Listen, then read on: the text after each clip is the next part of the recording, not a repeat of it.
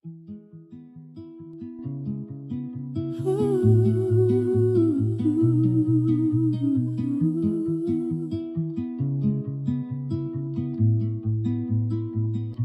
love to fly up in the sky. Through the clouds I reach so high, climbing up to touch the light. Adventure calls me day and night. The wind, it sings a melody, guiding where I long to be. I'll spread my wings and chase the sun. No limits when the dream's begun. The world below fades out of sight as I soar into the light.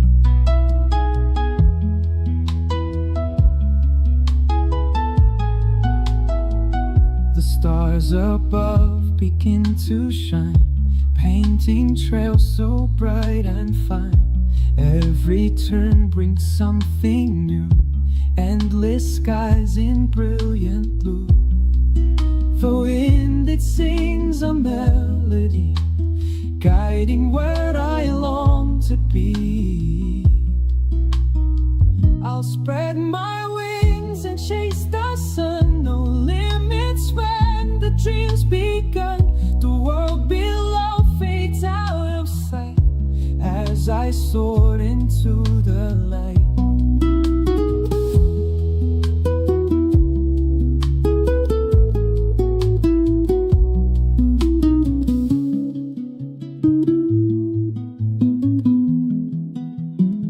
I'll spread my wings and chase the sun. No limits when the drum's begun. The world below fades out of sight as I soar into the light.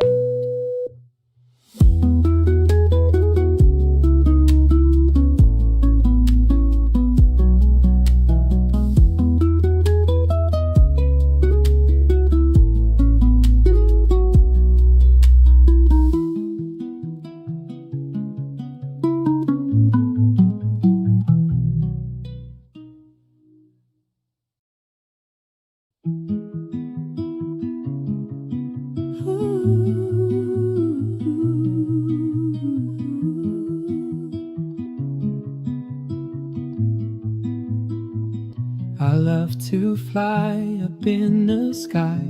Through the clouds I reach so high, climbing up to touch the light. Adventure calls me day and night. The wind, it sings a melody, guiding where I long to be. I'll spread my wings and chase the sun. No limits when the dream's begun. The world below fades out of sight as I soar into the light.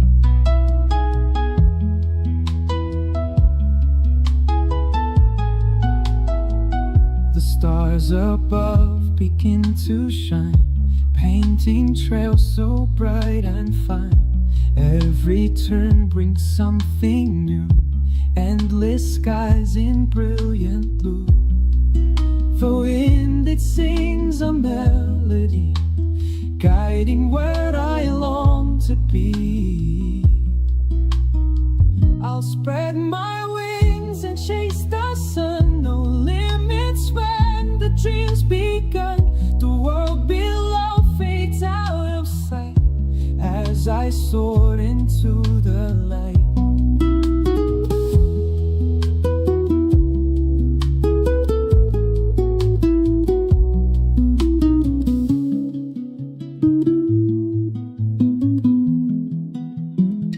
I'll spread my wings and chase the sun. No limits when the drum's begun. The world below fades out of sight as I soared into the light.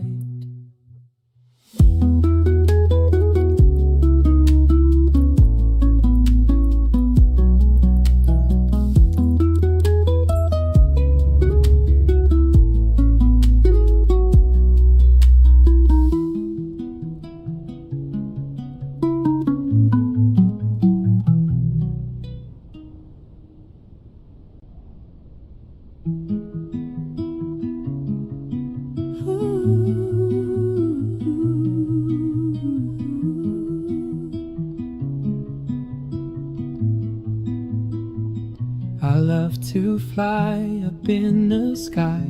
Through the clouds I reach so high, climbing up to touch the light. Adventure calls me day and night. The wind, it sings a melody, guiding where I long to be. I'll spread my wings and chase the sun. No limits when the dream's begun. The world below fades out of sight as I soar into the light.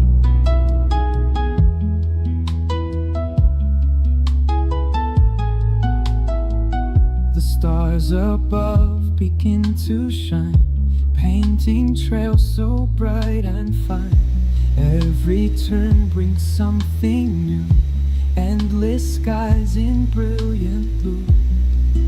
The wind, it sings a melody, guiding where I long to be. Hello everyone. Sorry I'm late. Trying my best to come in time, but I need to get things prepped, and sometimes these things happen and unforeseen stuff. Yes, today is the maiden flight for the A340-600 developed by Aerosoft and Toliss. This is one that I've been waiting for quite some time. Yes, I already have an Airbus A340-600, the one from Builds, but this one, well, this one is special. Not only this is the longest plane, I believe, in the world, certainly the longest plane Airbus ever developed. It's so long that some airports just can't take this plane because of the taxiways. But hopefully both Athens and Manchester will get it. Hopefully. I'm sorry, but I didn't really research if both these airports could get the 340-600, to be honest, but we'll do what we can with it. Now, my first impressions from what I've been working on this plane is, well, it is big. I mean, look at this. This is, of course, the Virgin Atlantic A340-600, and compared to the 300, it's almost twice as long. It's not really twice as long, but it's really, really long. I will get into some details in flight about it. Now, this is the latest version of the 340, of course, but it's also the least popular. I believe the 500 is even less popular than the 600, but this plane is still flying, believe it or not, and it is quite a feat of engineering.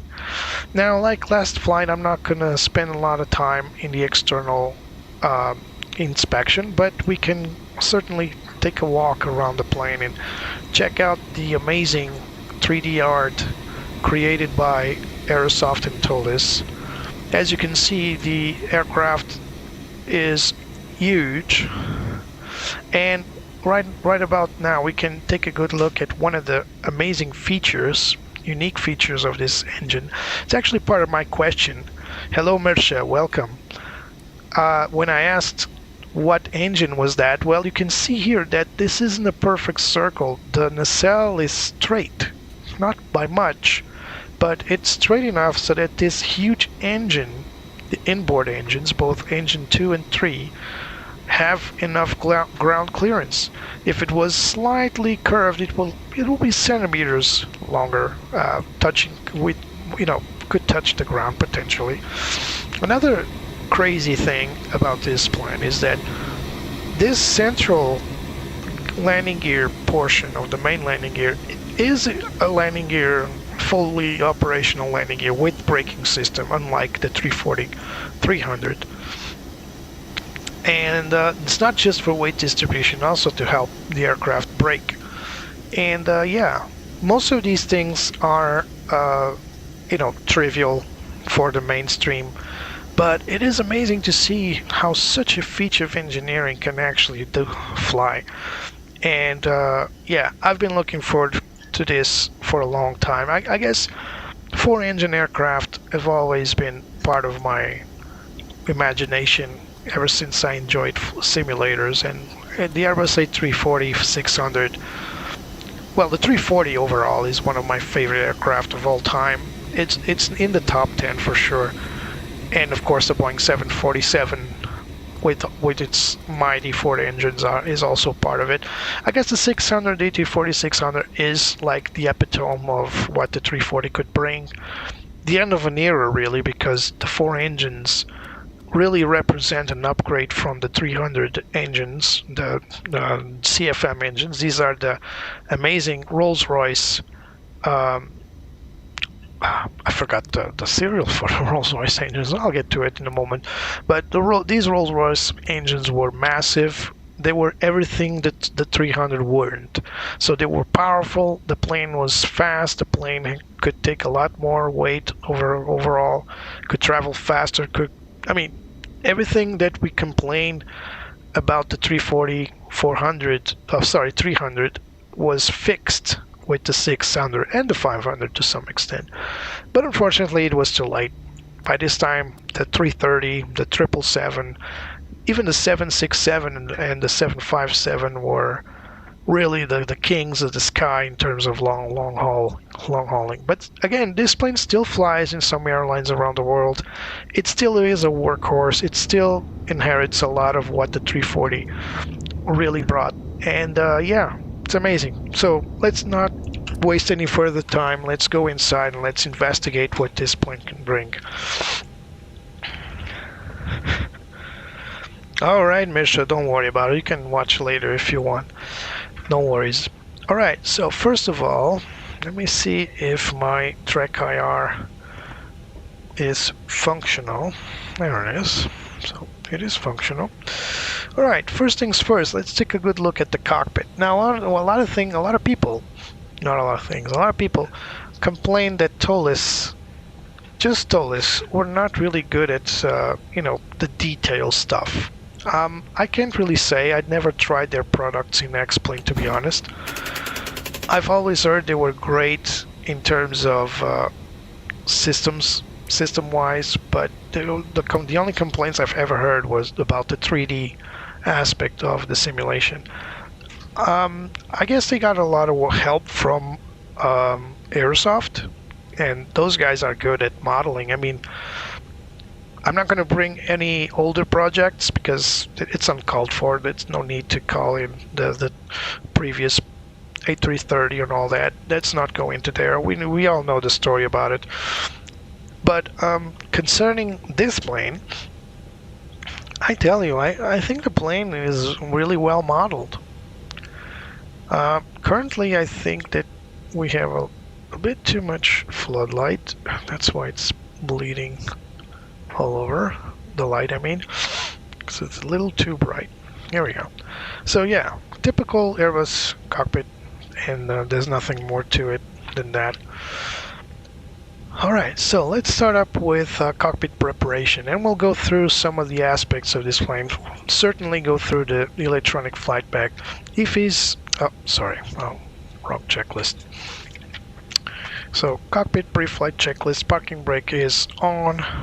Flaps are up, spoilers are retracted and disarmed, weather radar is off in the up position, predictive wind shear is off, engine masters are all off, engine mode selector set to norm, thrust levers are on idle, yes they are, gears down and both wipers are off.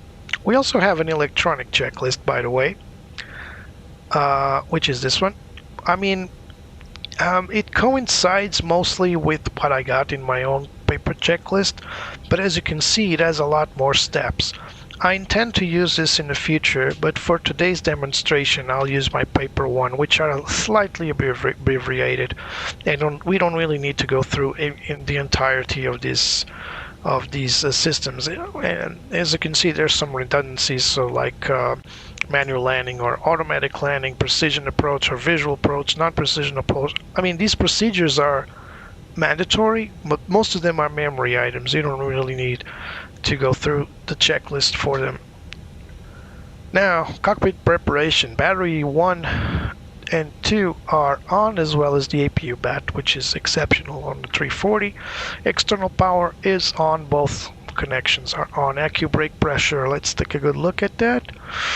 And we got brake pressure slightly below green, but it's acceptable as long as it's not in the magenta, the amber zone.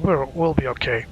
As you can see, the doors are open, although I don't think GSX integration is fully done for now, but let's request boarding. Let's go through our OFP as well. So the stairs are going to connect to L1, then they should connect to L2, but it's alright. As long as it connects, it's not like the 350, if you guys remember. The jetway wasn't even touching the plane. So let's open exit 2. Do not connect to the tug. So open the exit 2. Now, where is that?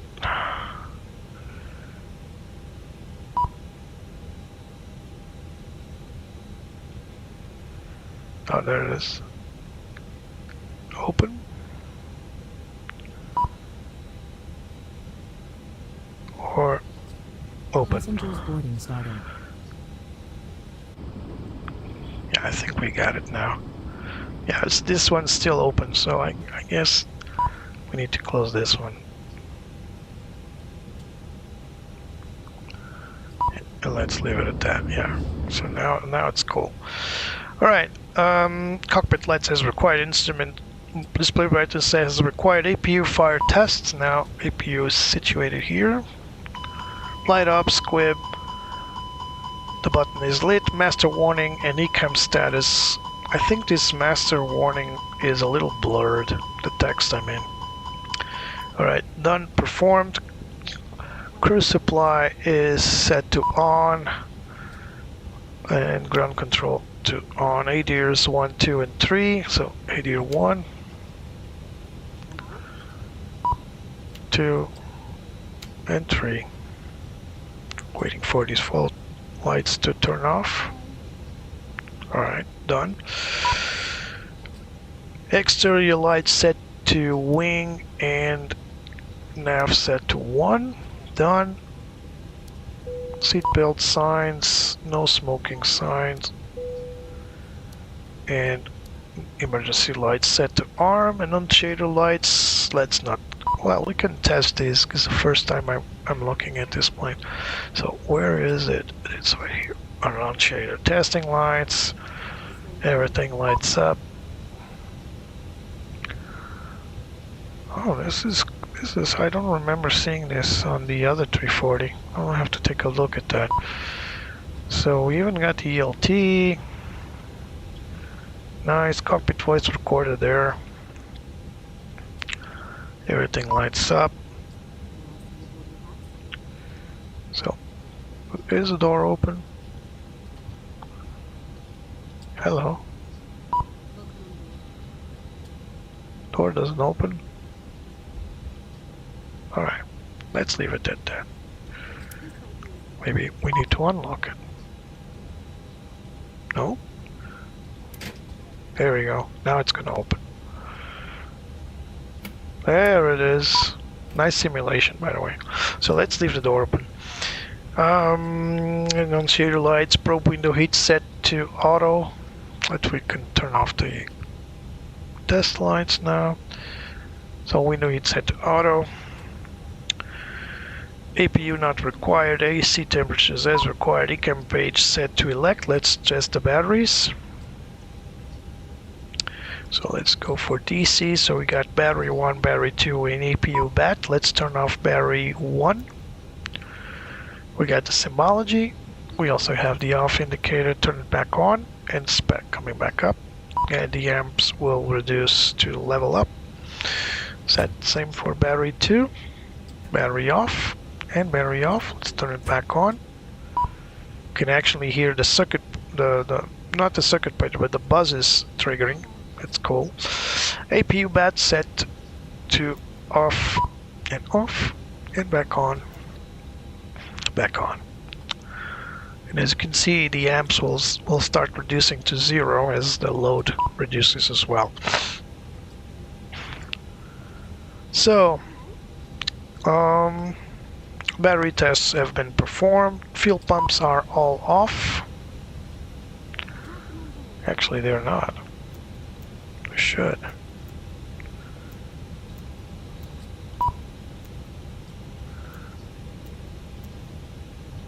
They should be. Well, I don't think the transfer need to be off, to be honest. So these should be off when entering the aircraft. I don't know why. So let's perform the engine fire test. So one for all 6 squibs, sorry, all 8 squibs, and all 4 discharge light. It's still asking me to open the exit 2, which is weird, but alright. So again, the fire test, so all squibs on, master warning flashing, ECAM status up there, and all the pedestal lights turned on. Flight directors 1 and 2 are both on. Barrel, let's listen to ATIS. Now, before we go anywhere, beyond ATC is not connected. Oh, it lost connection. Beyond ATC connected. Now it's connected. Give it a moment to populate ATC. It is open, exit 2. What is it doing?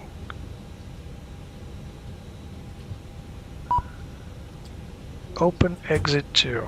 It is open.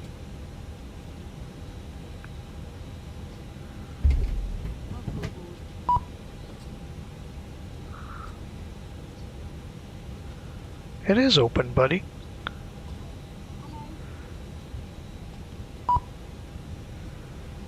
What do I do here?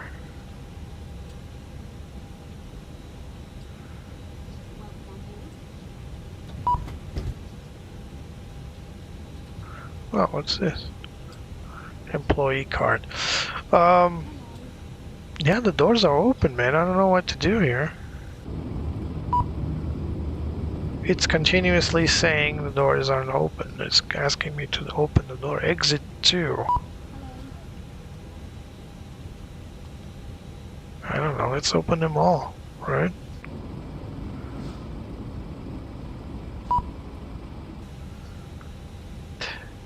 So from what I gather, GSX integration is still ongoing, so we might need a couple of updates.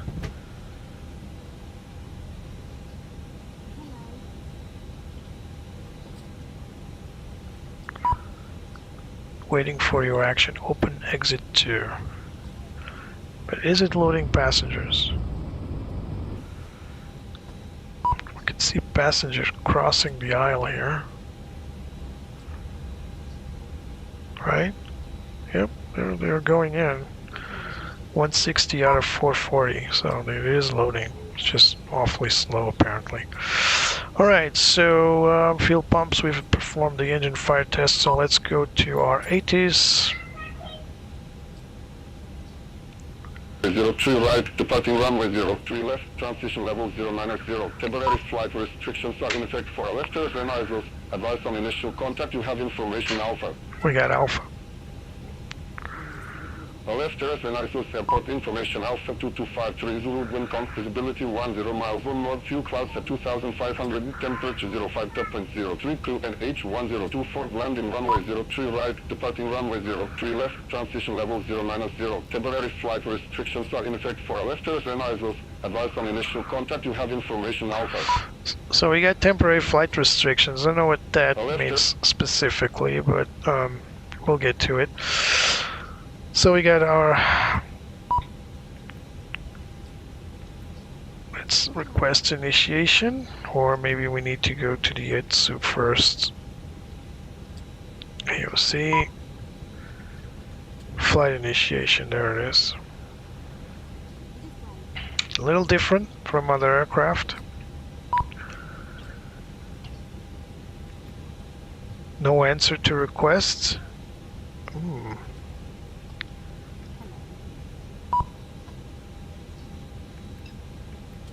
That's odd.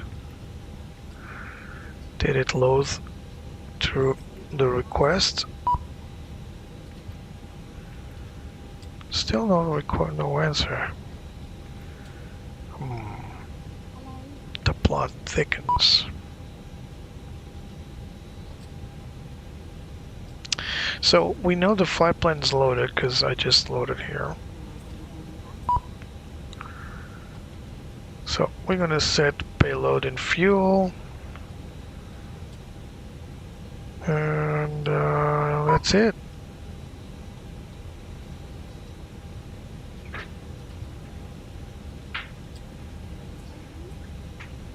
Hello.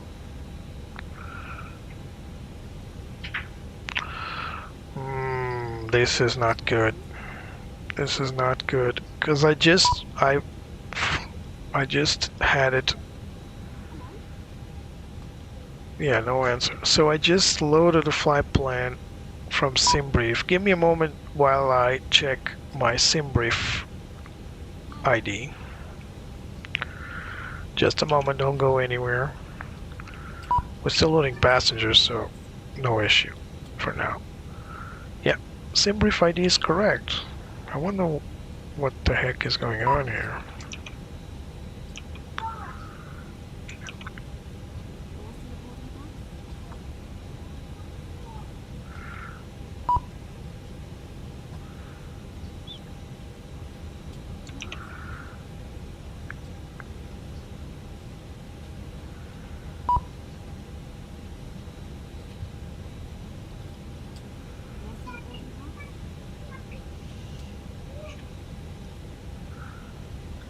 Alright, I managed to get it to work. Coming back in. Alright, so I managed to get it to work. It's weird. It just, I had the name, the number correct in the SimBrief ID, but for some reason it just didn't like it. No. So let's request initiation again.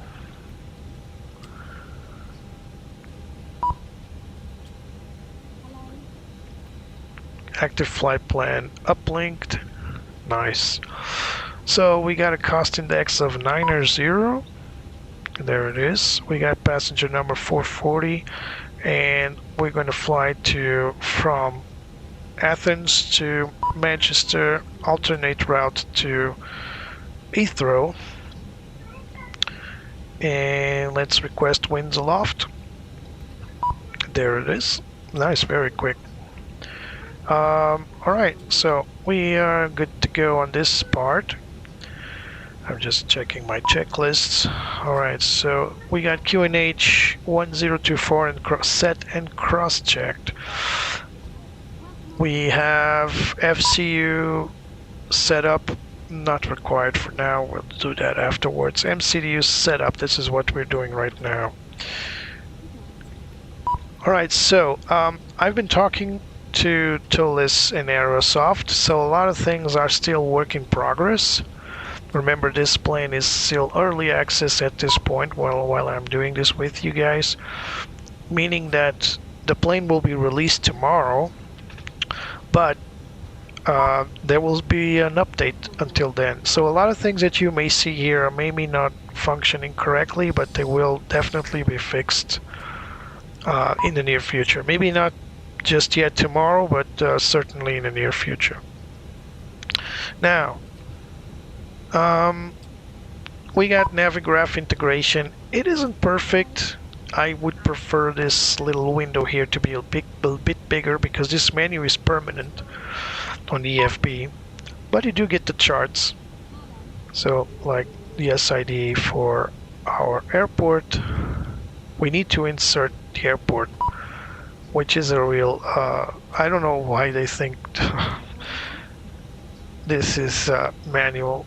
I mean, you just import it from our current flight plan, I suppose. But there it is, we got, and the charts are loaded here. Again, not the biggest chart panel in the world, but we can live with that, I suppose. And this has a very cool feature here, which is recent charts. That's nice. Also, we got the OFP here. Weight and balance is really cool because you can see all the data being loaded in real time, I suppose. Currently, we are loading 440 passengers, but no cargo. So, not sure if that's... so I set it here, payload and fuel, to sim brief. And I'm not sure why it's not loading any cargo.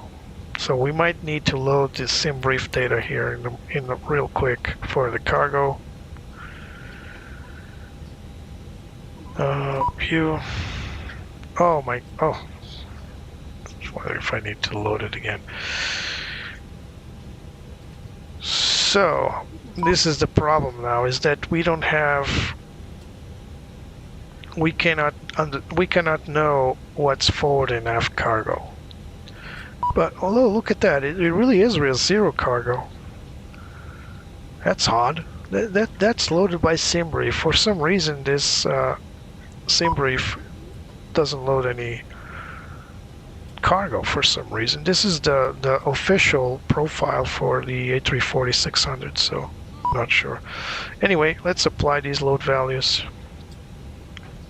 We're going to have a very low CG because the plane is almost... Well, it's not empty because we got full passenger load, but still. Now let's go for the takeoff performance. We'll need to know which runway will be the active one, of course, so let's get on with requesting departure clearance. And we don't have that option because we're not in clearance. Now we do.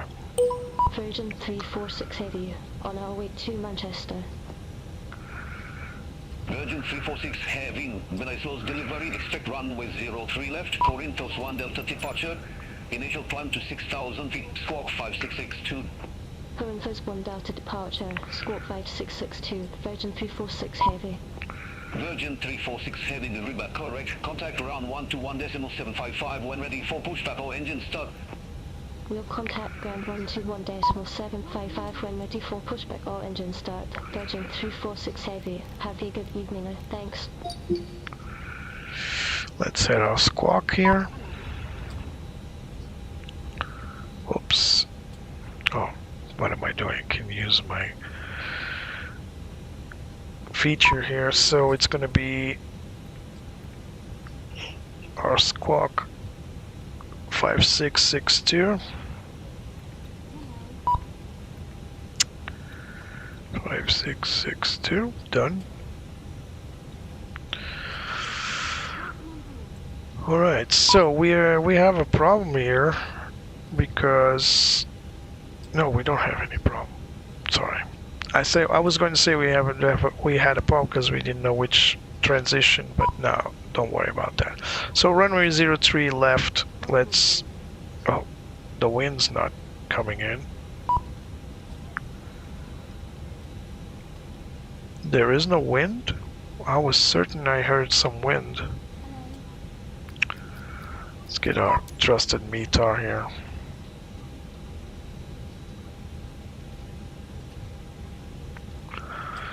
Yeah, there is a wind variable, 2 knots. But we'll just set 2 knots here at 0 and temperature 7 knots. Oh, why the heck is this not correct? Hello? Temperature 7. QNH 1023. This is very outdated apparently. I can't delete QNH. Alright. 1023. Runway dry, anti-ice not required, flex standard config compute. Alright. So we're gonna have, let's get our performance in. We're gonna have 161, 161, 168. Can we uplink it? Oh yeah.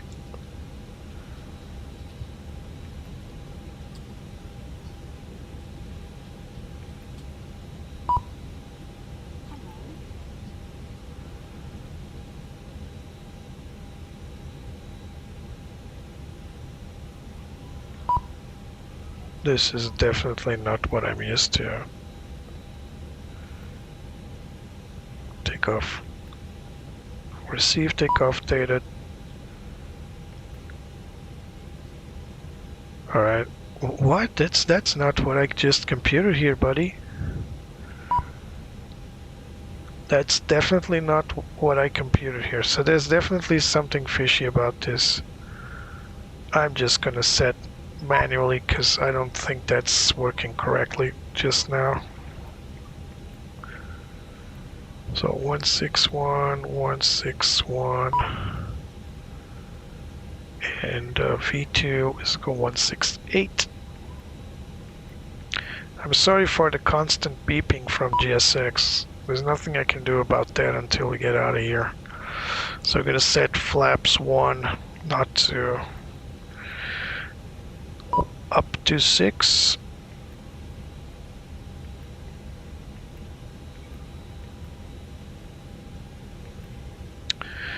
And flex the temperature is 7.1.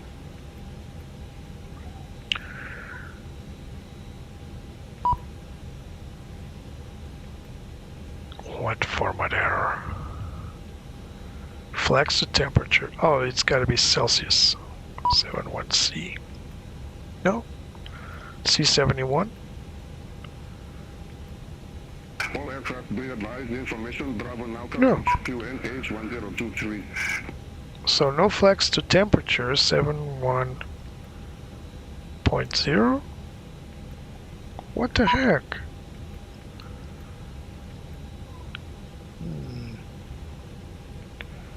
How about 50? Format error. What's there to insert? Flex 71. It's got to be 71 degrees. There's nothing more to insert here. Oh my god. So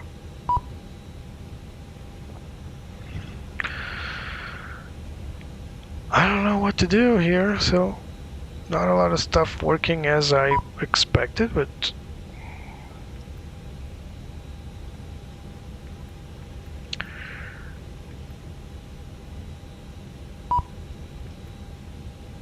yeah, flex to temperature is not computing.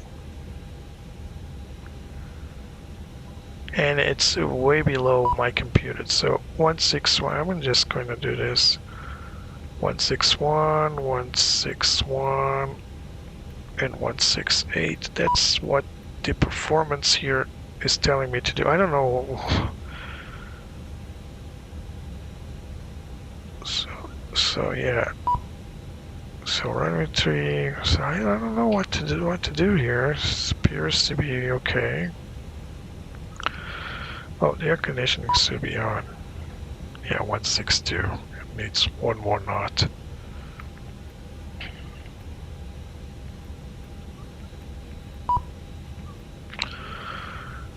Alright, hey buddy, I don't know what you want from me, but I'm going to shut the doors.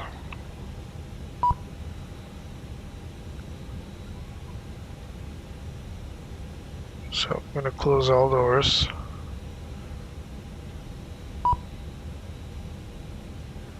What's the GSX scenario? Is it loaded? Are we loaded?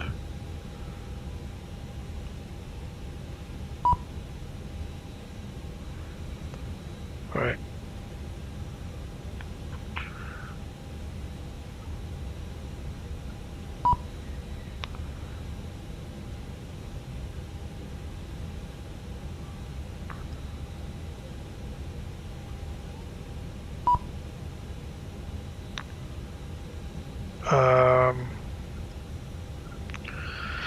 Not a lot of stuff working. Flex the temperature is weirdly not computing. And it's going to be a real pain to get the plane to optimum speed on departure without it. But we've done worse. So all doors are closed. We're ready to go. Start our APU.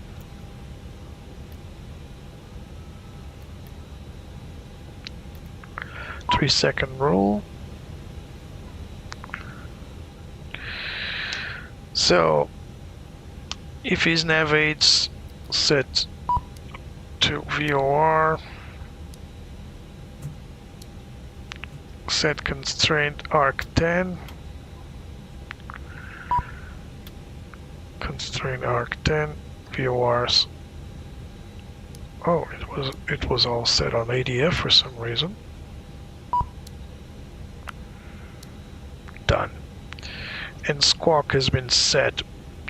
Pre-start checklist, APU master on, APU start, set MCDU weights. Let's go to our init page.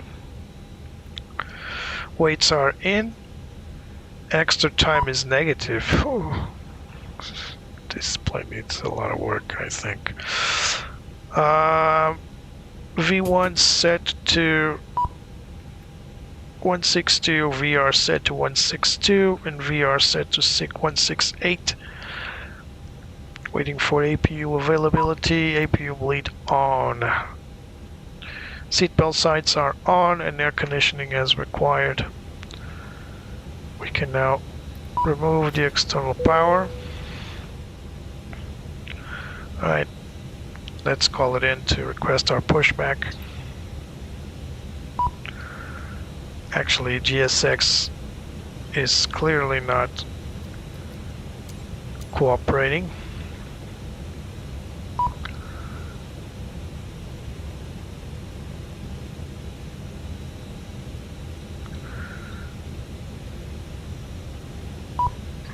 Why can't I leave? It's still telling me to open exit 2. Let me just try to figure out what exit 2 really is. Exit 1. Oh, exit 2. What? It wants me to open exit 2? Alright, let's open exit 2 for the little guy. So exit 2 is this one?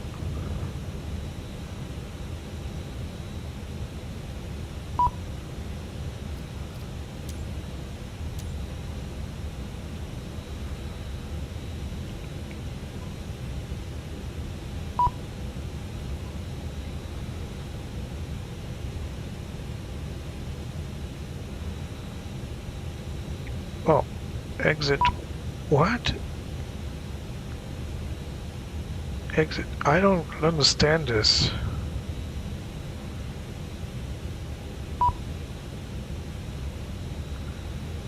Open door.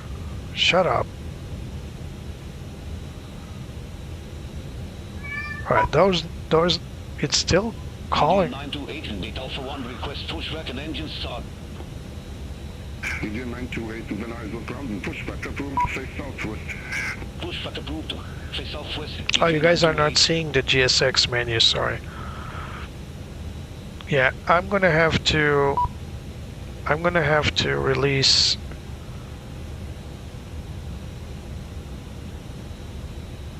GSX from work because it's not working correctly.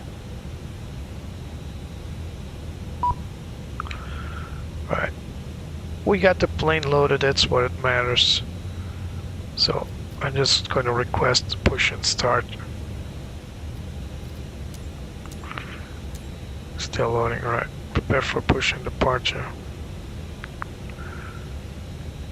Yeah, let's request it. Virgin 346 Heavy at gate Alpha 5, request pushback. Virgin 346 Heavy is then Airbus ground, hold position for traffic, I'll call you back. Hold position for traffic. Oh, there's a Royal Air Force A330. Nice. I wonder why it's parked on a as a commercial. Hello, little one. So we can remove external power and the chocks. We got parking brakes set. So let's lock the door. First of all, we need to close the door, then we can lock it. Departure checks completed. Bypass pin inserted.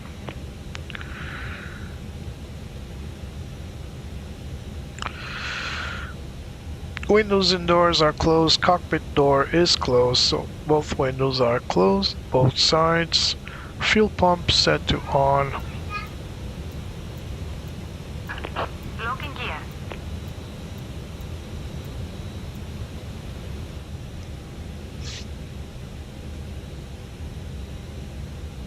We still don't have clearance to. EG 928, request taxi.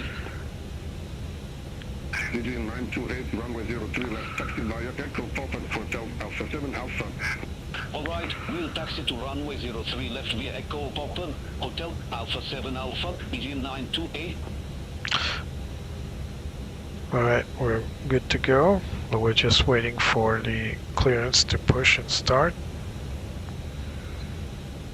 So we can close this for now.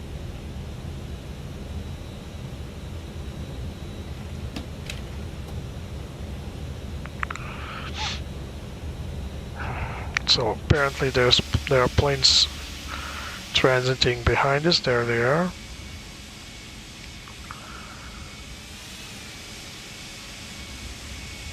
Virgin 346 Heavy, organizer, ground, pushback approved, face southwest. Pushback approved, face southwest, Virgin 346 Heavy. Release parking brake, please. Parking brake released. Commencing push. All engines clear. Start at wheel. Roger, start number 1.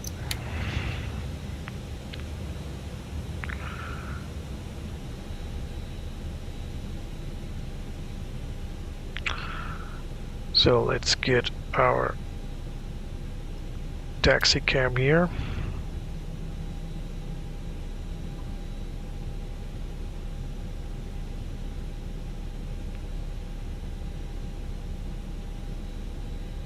No. It's not working just yet, I think, and I don't see any movement there.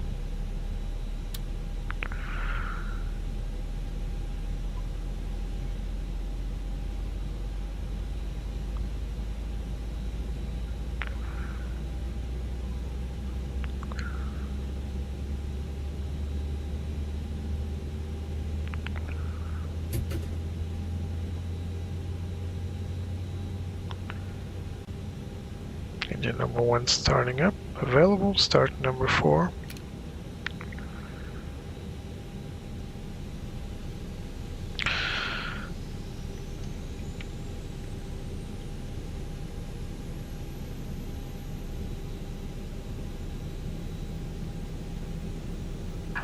Please set parking brakes. Parking brake set. Waiting your confirmation for a good engine start.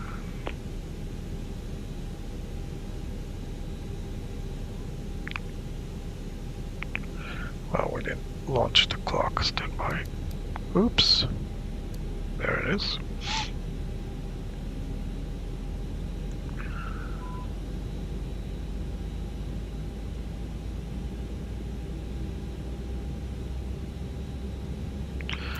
Arm RTO.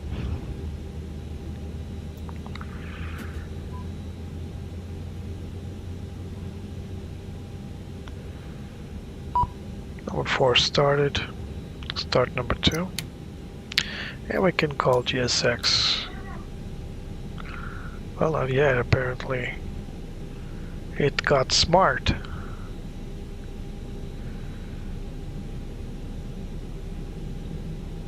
It's now waiting for actual good engine start.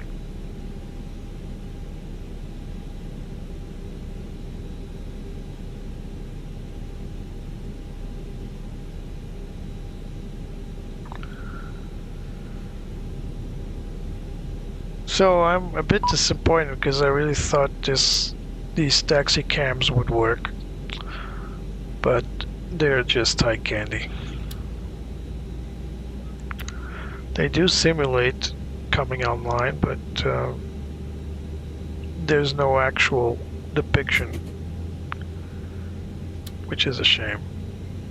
I actually asked her a few weeks ago to a friend of mine that works in a major developer, and we were talking about taxi cams, Start number 3. And he actually told me that taxi cams were impossible in Microsoft Flight Simulator. So, yeah.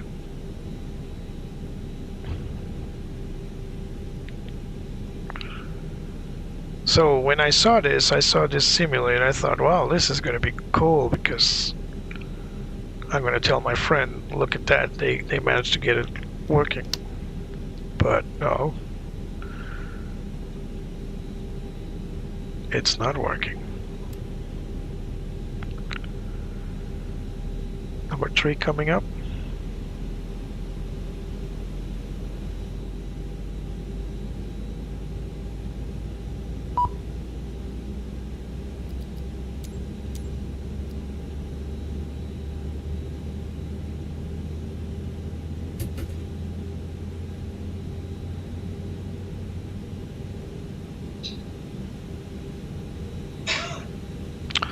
Right. It appears that GSX doesn't allow me to call it in. It's not smart. Unlocking gear. So we're just gonna set it away.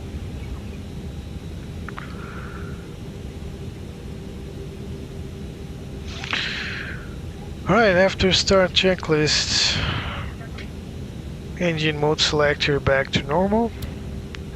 APU bleed. Let's turn off back 1, APU bleed off. APU master switch off. NTI is not required. Before taxi checklist. Auto brake, RTO set armed, spoilers armed, Left is clear. flaps set for takeoff, flight controls, full deflection left, neutral. Full deflection right, neutral, full pitch up, neutral, full pitch down, neutral, full rudder left, there it is, neutral, full rudder right, neutral. Flight controls have been checked. Check pitch 2.7 and up. That's actually 1 point above, because it's supposed to be 2.6. Hello. Oh my god. And it just had to depage 2.6. Yep. Oh, it's now flaps 3. Alright. Let's take up flaps 3. Alright. So that was partially what I called in from the performance takeoff performance sheet, which should be 1F, and it should be 2.6. Alright, 1, 2.6 and up. Alright, so now flaps 1 as it should for these speeds. Again, I cannot insert flex temperature. There's something fishy about that. Not sure. So now we are good to go.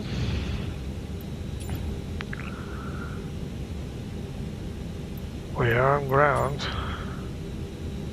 Virgin 346 Heavy, taxi for departure. Virgin 346 Heavy, runway 03 left, taxi by Echo, open, Hotel Alpha 7 Alpha. Runway 03 left, taxi via Echo, depart Hotel Alpha 7 Alpha, Virgin 346 Heavy. Alright. Oh, this is nice to have the sound controls. Alright, just going to go to Navigraph, get my reference charts for, well, not this one, for taxi. This one right here. And we should be taxiing.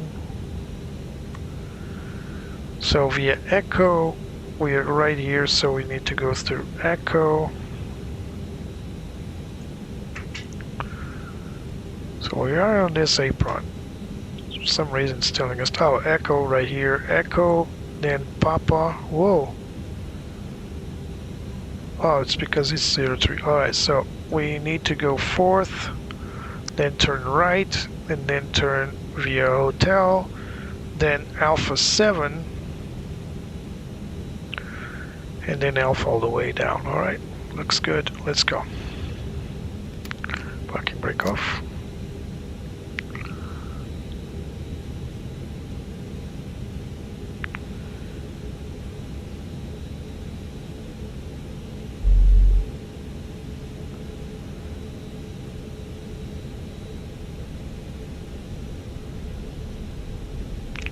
Gotta be straight on this line here, because this is a huge plane.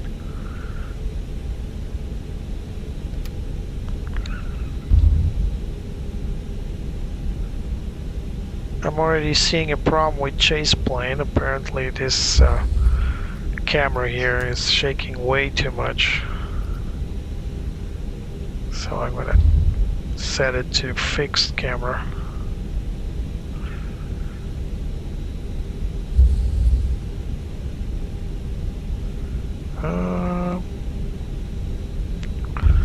Apparently I cannot fix it. Fix, when I mean fix, is fix the camera. Make it fixed. Alright, so is this the turn we need to do? Apparently. Let me confirm this. I don't want to get stuck on some taxiway. Yep, this is the turn, then turn around the gate. Alright, let's go.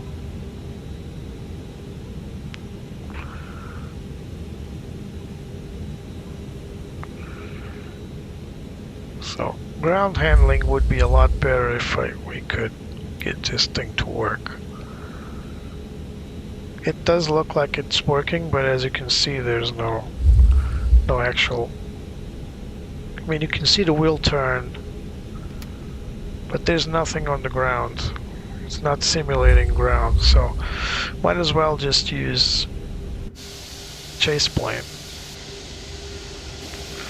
There it is, much better. So as you can see, let's close this. This is a very big plane.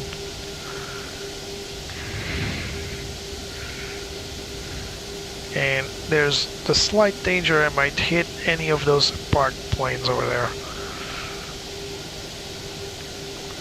Let's not do that today. Let's not spend too much money. If you want to go to Greece and spend money in Greece, may it be on your vacations, right?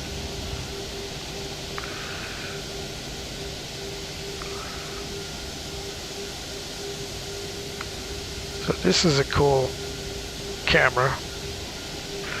We're gonna cross over the highway here, so that's runway 03 Lima, so where the one we are going.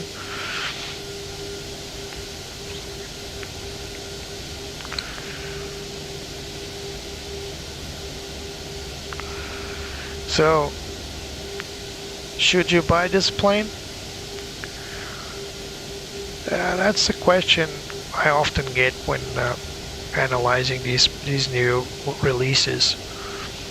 I always say, if you don't want to get into trouble of debugging and second guessing yourself because you don't know if you're doing something wrong or the plane's just not working correctly, just wait a few days before you buy.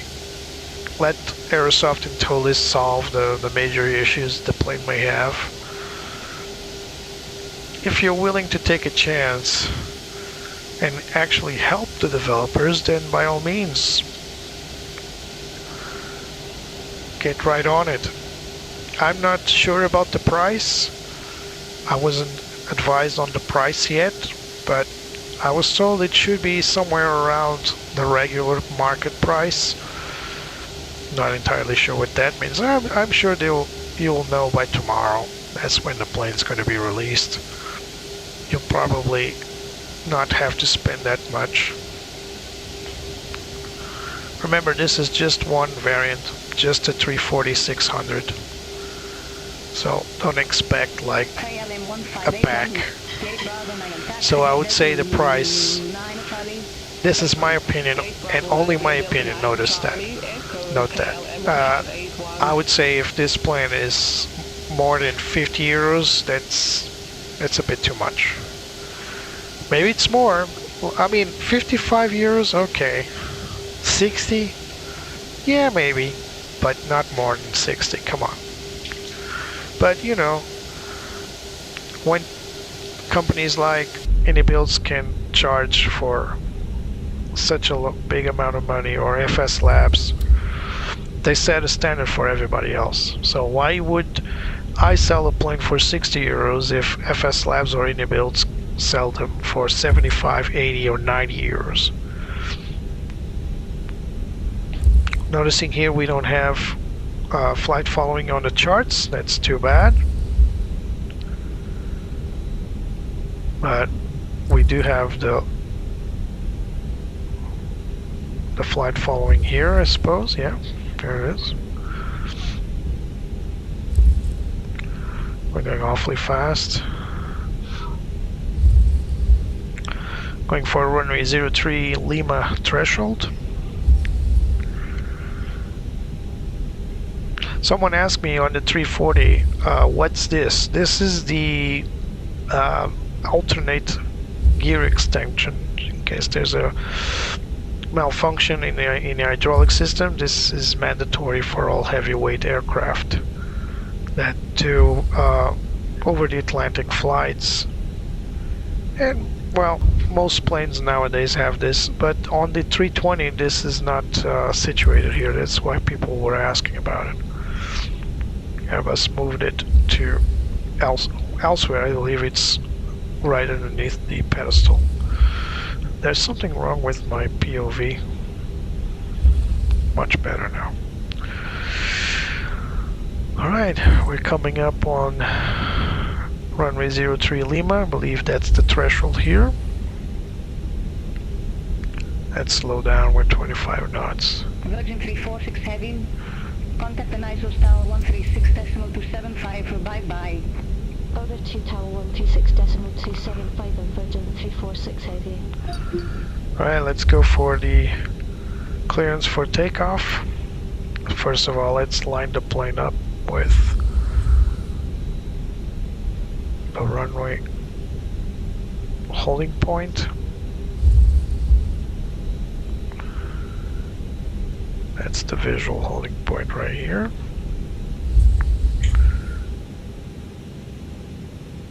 Alright, okay, let's request departure. Virgin 346 heavy, ready to go. Runway 03 left. Virgin 346 heavy, then I slow tower, wind variable, runway 03 left. Before takeoff checklist. Runway 03 left, cleared for takeoff. Cabin crew notified. Let's turn the lights set to all.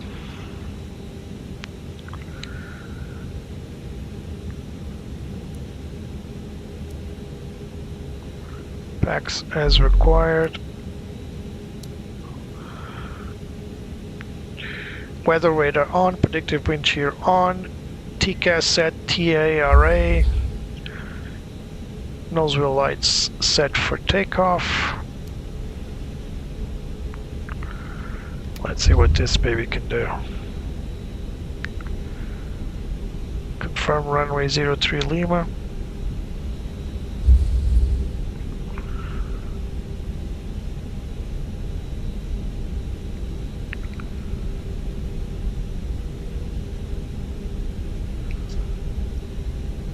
And we're clear for takeoff. Let's go.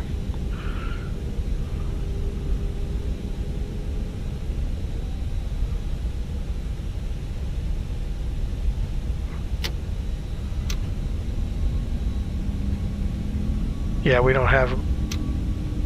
We got MCT because we don't have a manual flex.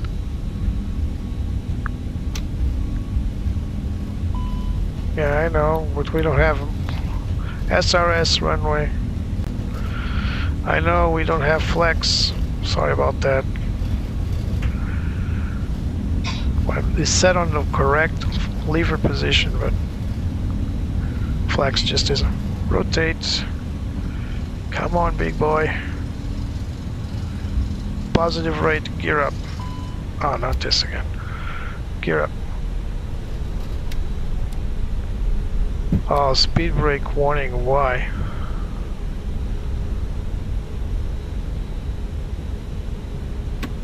go to Toga. It's losing power. Virgin 346 Heavy, contact Athens, departure 128.905. Contact Athens, departure 128.905 with Virgin 346 Heavy. Athens departure, Virgin 346 Heavy, 700 feet.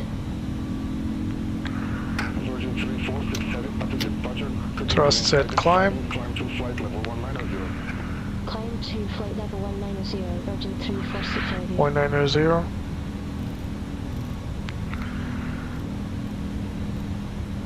Autopilot 1 engaged.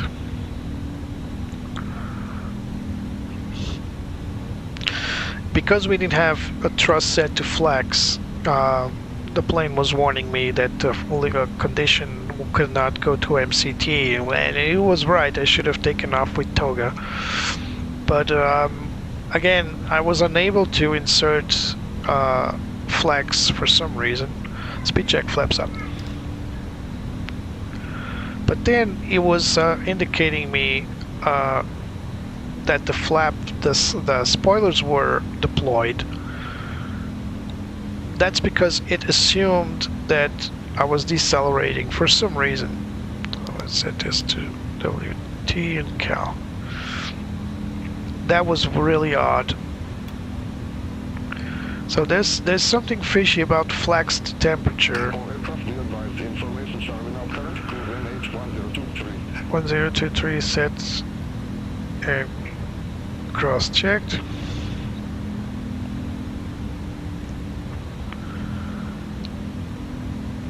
So after takeoff checklist, gear is retracted, spoilers retracted, gear flaps retracted, thrust set to climb, autopilot as required, nose wheel lights set off. After takeoff checklist complete.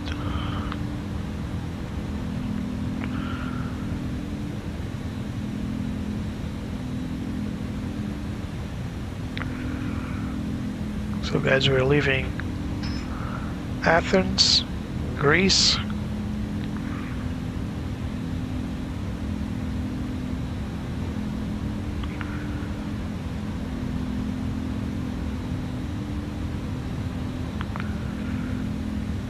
This is the Aerosoft Toliss A340-600. Plane will be released tomorrow. I do not know the price yet. Not been announced.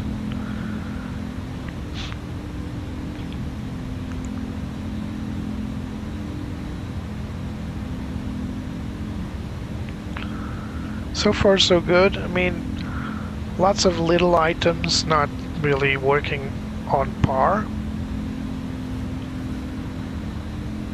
We'll talk about what didn't work and what does work. QNH set standard. Standard and cross-checked.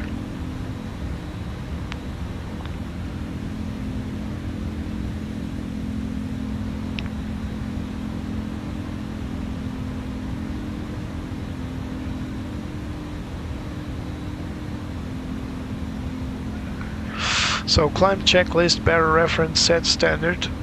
NTI is not required. What's RTAT? Yeah, not required. EFIS as required, weather radar as required. Climb checklist above the line complete. Passing 10,000 feet. Climb checklist below the line above 10,000 feet. Landing lights off. Wing lights, let's leave them on for now. Seatbelt signs as required. Climb checklist complete.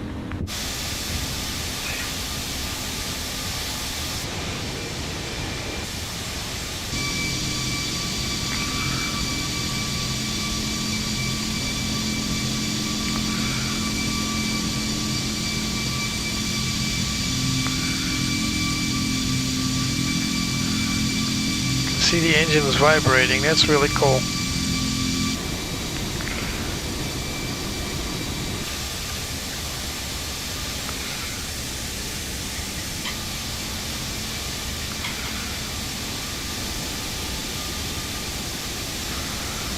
Oh, this camera needs a little tweak.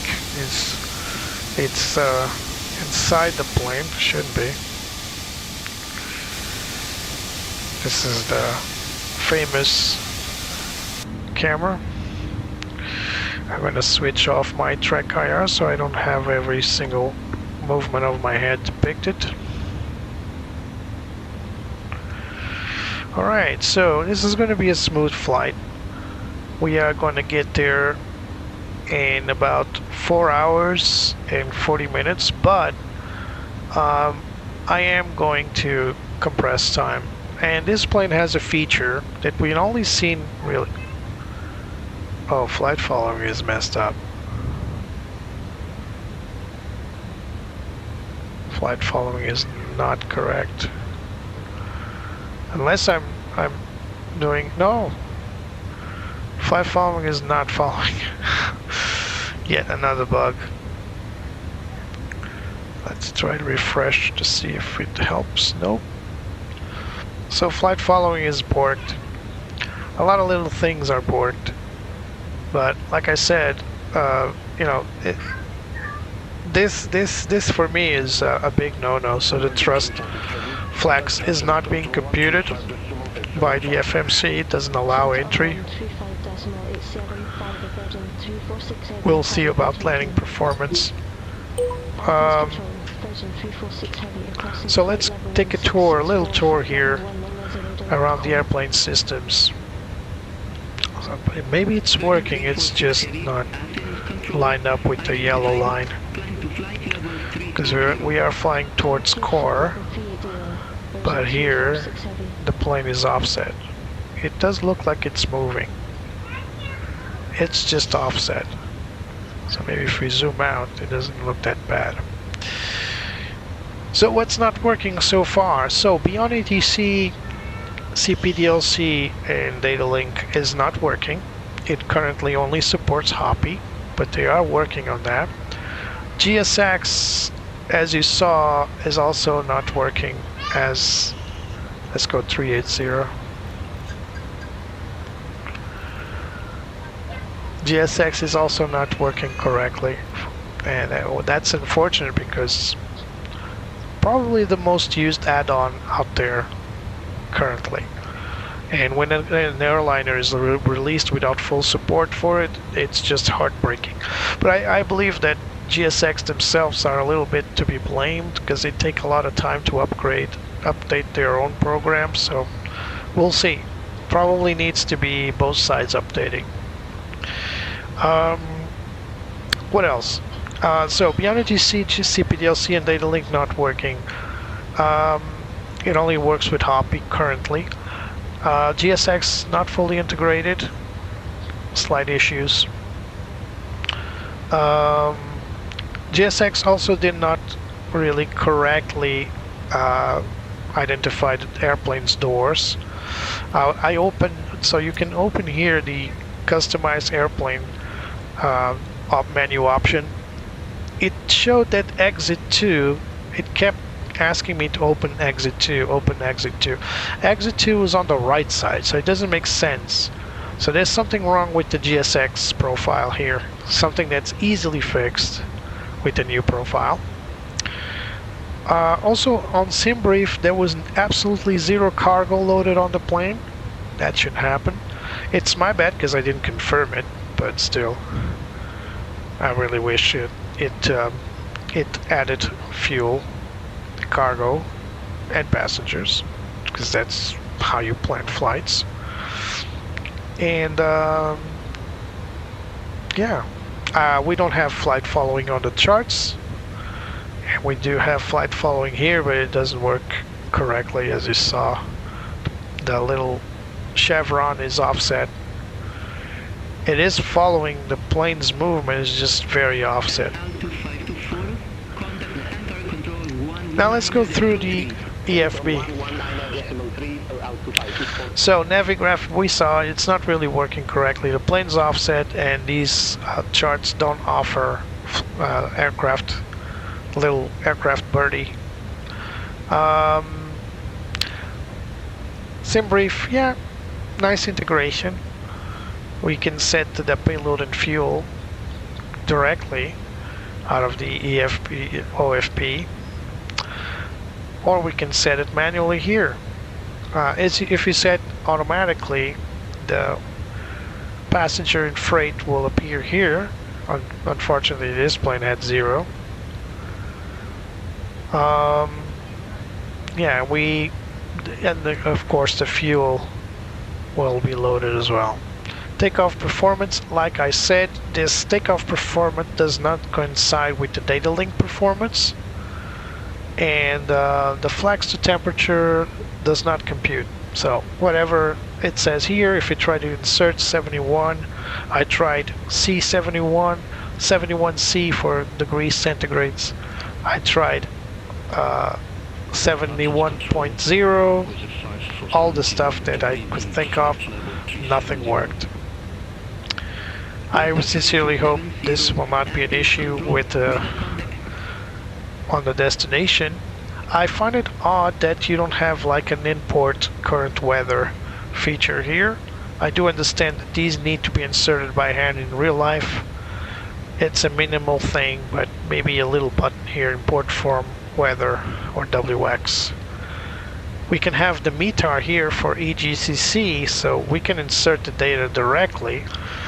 And it does appear, look at that, it does appear to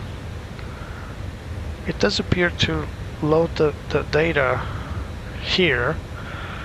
We can actually auto brake to low, so let's set auto brake to 2, and we're still overweight. Maybe 3. That's a really low margin. That's a really low margin, man. We're still going to land overweight for some reason, because I believe the plant fuel, so it's 38.6, is a little overestimating the trip time. Not sure if we need this much extra fuel, for example. We got a contingency, alternate, and FinRes, so this is the reserve for 30 minutes. It's about 1 hour and 20 minutes almost, 1 hour and 19 minutes of alternate and reserve. Plus taxi fuel.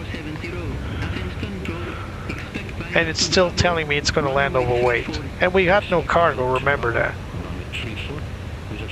We got 440 passengers but no cargo. It's still going to land overweight. Alright, it's no big deal. Oh, now it's okay. I don't want to land with high. Yeah, I think this margin is way too optimistic. So landing required 2,275, and the predetermined land distance is 2,000 meters. Oh, I think this scale here is off, because the runway is 2,600. So this scale here, oh, it's the other way around, semi. So it's running, oh my god. So the stop margin is very low right here, so we're still very heavy. So maybe config flaps 3 is not on the menu. Oh, actually it is. Alright. A reverse on. Anti-ice off. Yeah, it looks good. So the stop margin is very, very low, so we're still going to land overweight, but alright, let's add a little more brake power then. Alright, that's safer. 2,000 meters still, 2 kilometers to stop this huge plane in Manchester. I sincerely hope Manchester taxiways allows me to land there. So checklists, like I said, there's a lot of redundancy here. So non-precision approach, visual approach, precision approach, manual landing, automatic landing. All of this is a little bit too much, and I challenge you guys to fly solo as we usually do, and still look to your left and check these things.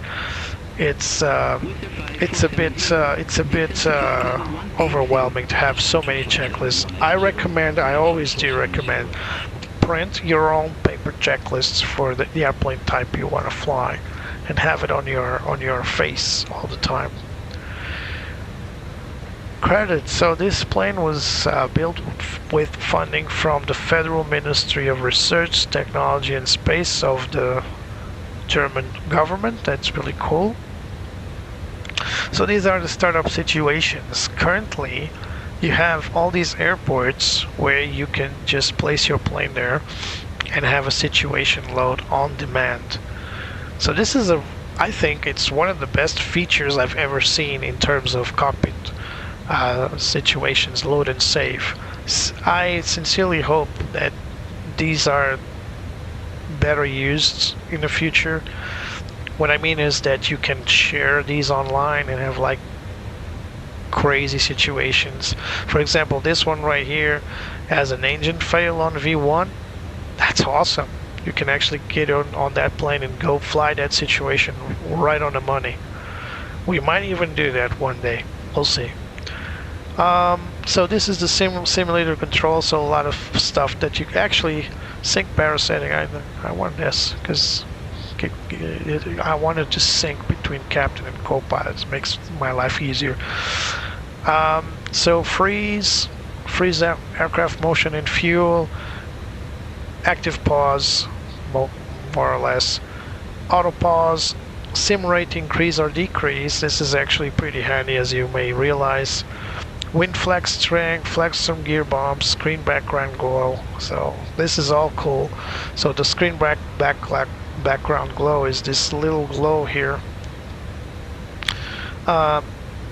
Use weight variant, it's set on auto. It's per livery. So currently we're using kilograms and feet, so it's like a compromise between both of them. There's also a feature here to jump ahead, just like we have on the FS Labs, and we might use that in a moment. So ground services, pretty standard. It does have a pushback, self-pushback system. As we saw earlier, these door systems is not really working well. Apparently the slides are not operational just yet, because pressing these will do nothing. Faults, as we want to. I would really like to see, instead of fault scenarios, an MEL, but an MEL menu, but we can live with that. MELs and faults are different things, but you get what I mean. Sounds, oops, hello, sounds and replay. This is really cool. You can actually replay the last few seconds or minutes. Actually, you can see the counter is still going. You can actually push back and play, and rewind and play. That's a really cool feature. We do have the Microsoft's own FCR system to rewind the simulation, but this one is actually integrated with the aircraft, which is cool. Really like this. Joysticks, we can calibrate everything from the tiller to throttle configuration. I did this earlier. It's very intuitive. You just place where you want it to go, and then set current throttle is Toga to current throttle is MCT. Pretty straightforward. And of course, these are the product account ID. It's Hoppy CPDLC log on. We got the AT source set to VATSIM, by the way, and default barrel unit. So as for the jump ahead, where is that? I saw that earlier.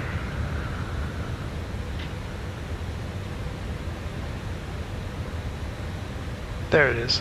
Jump to next waypoint. So it's not exactly like FS Labs where you can pick oh, actually you can. Look at that. You can pick a waypoint and jump to it.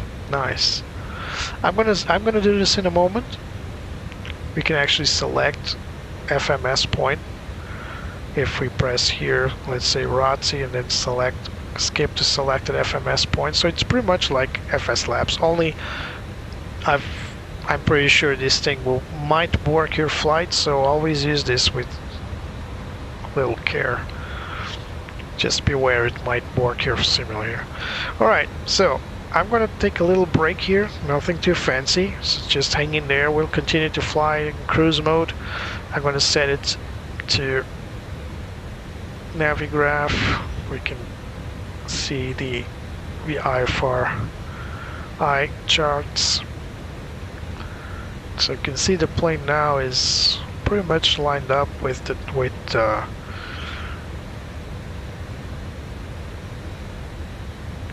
flight following, but previously it was a little offset for some reason. Anyway, guys, carry on. I'll be right back and I will continue the flight.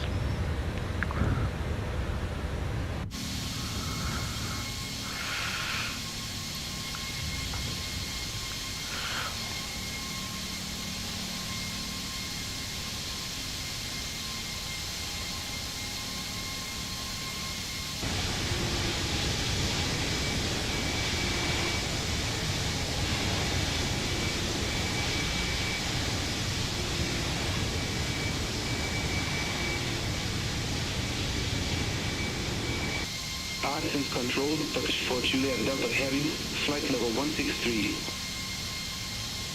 Turkish for Juliet Delta Heavy, Athens control identified.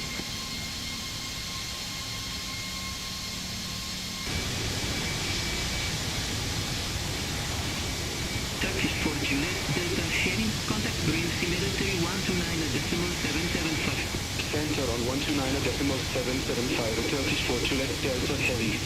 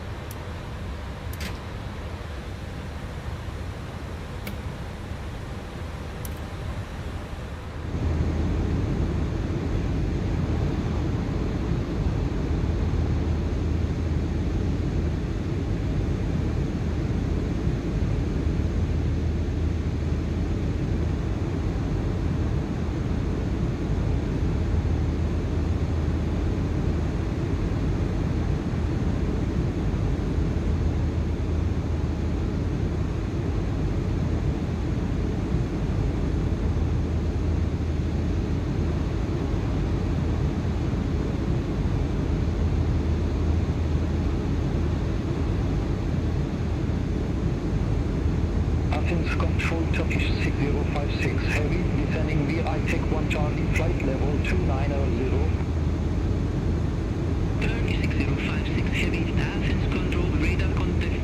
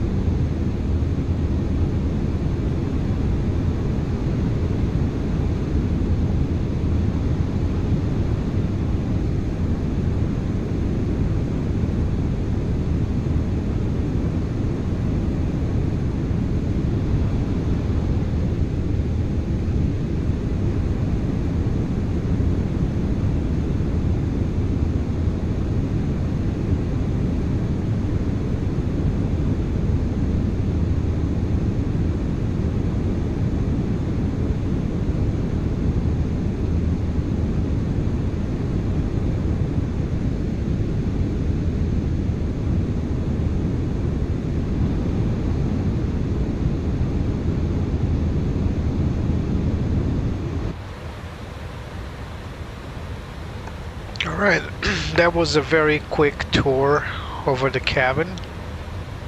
And as you guys saw, there's not much going on back there. That's basically not the focus, I suppose, for Toliss. But we're kind of used to seeing like the lavatory, you know, being able to control the lavatory. It's not part of an important aspect of simulation, but you kind of expect these things nowadays. In terms of eye candy stuff, I clearly understand why some of these things are not really important per se, and many companies just choose not to, you know, add these little features like the ability to open and use the loo, and oh nice, so you can simulate wearing an headset by pressing this. A lot of stuff is just really eye candy, and I get it when some companies decide not to work too much on that, because at some point in time you're going beyond reasonable stuff, you know, like pressing the loo to hear to hear it being flushed, or opening and closing the overhead bins. Yeah, it's interactive. It kind of looks cool, but what's really the point? And how much man hours do you need to make this work? Is it even there? It's not even there. They didn't even model it, so I think they're not really worried about that. So yeah, the first class seats, then the business class seats, they all look pretty cool. I still don't know where these guys up front look at their screens here, because I usually see this on a lot of planes. These got the screens on the back, but where does these guys have their screens? Maybe they're embedded in the armrests, retractable screens. So none of this works. None of the bin works. Can we close? No, we can't close the window covers. None of this is interactive. Is it important? Oh, GSM. Careful with that. Is any of this important to be able to close these lids or to just interact with anything on the seats? No, it's not important. It doesn't add less or add more or take less from the plane. But is it fun? Yeah. It is fun, and it's a bit sad that sometimes companies forget that this needs to be fun as well. That's all I'm going to say about this. I've said the same thing about other planes that they don't really waste too much time with this. One of them being FS Labs. I actually said in my flights with FS Labs A321neo that it's not important. No, it isn't important. But is it fun? Yes, it is fun, and you're taking the fun away from us by not allowing us to have this kind of interactions.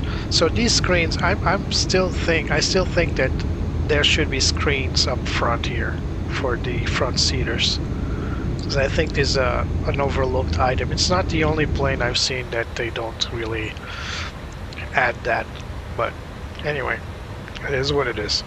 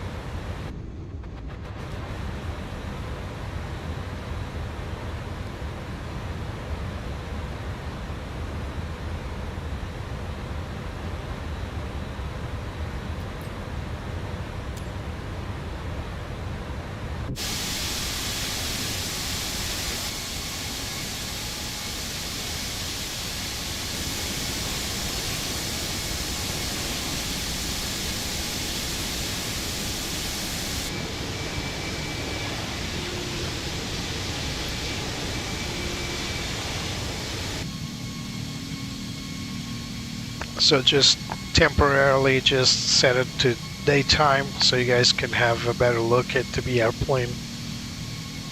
Overall, in terms of visuals, the plane looks absolutely fantastic, just as you would expect from a modern day add-on.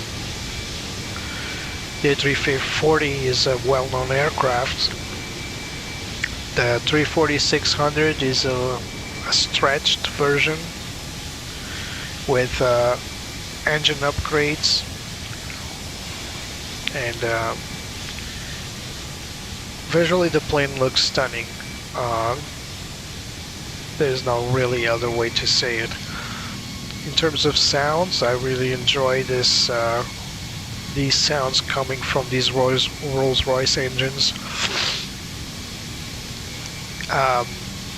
We came to appreciate sound as a given, right? We don't really pay much attention to sound, but I certainly do appreciate a good sound set. I just noticed that we don't have any contrails. Definitely no contrails.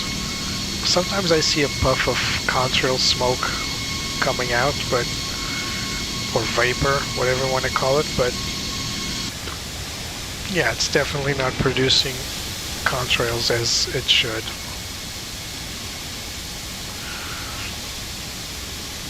So let's go back to real time. And let's go back inside. 120.425 Ryanair 4 Victor Zulu, have a good morning.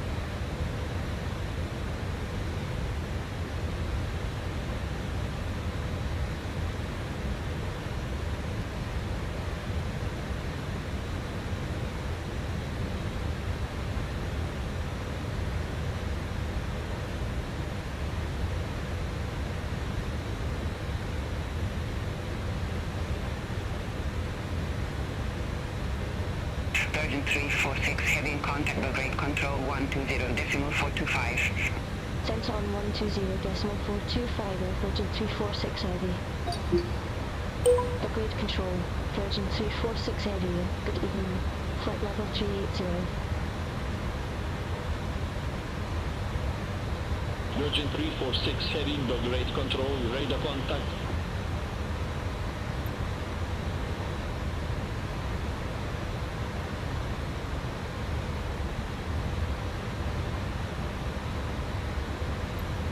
Belgrade control, LL 5425, good evening, flight level 380. LL 5425, Belgrade control, identified.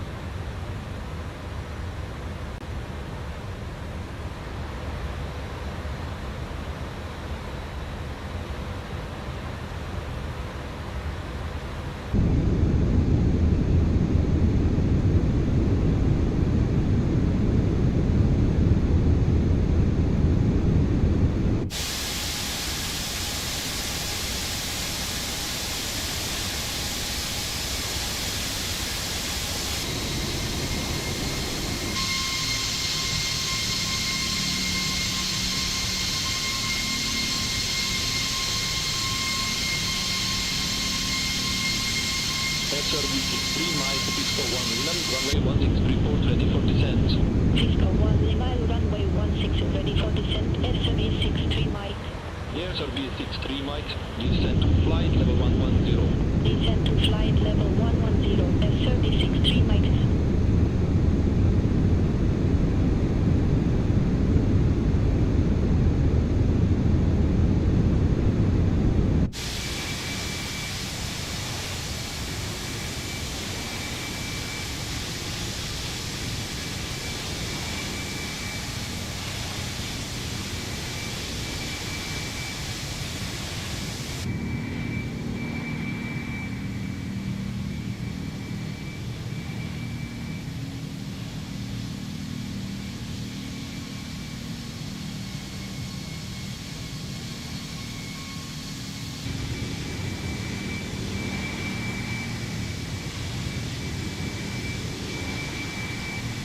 Alright, it's about time we make that jump to the coast of England so we can start our descent in a moment.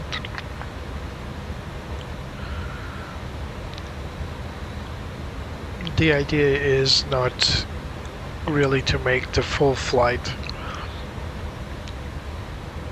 We are encountering a couple of issues here and there, so I'm expecting this plane to be updated in the next few days to resolve most of the issues we've already found. Beyond ATC integration isn't fully available yet. No pre-departure clearance, no CPDLC. We also don't have a proper GSX integration just yet. So GSX is still having issues.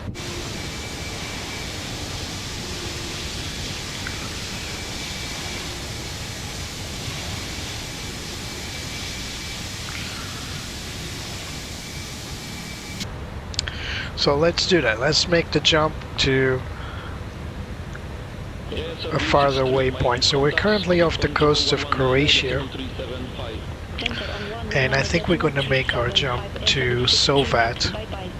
That will give us enough time to prepare the plane for descent, or maybe even Sandy. We're making a turn now. Let's go to Sandy. So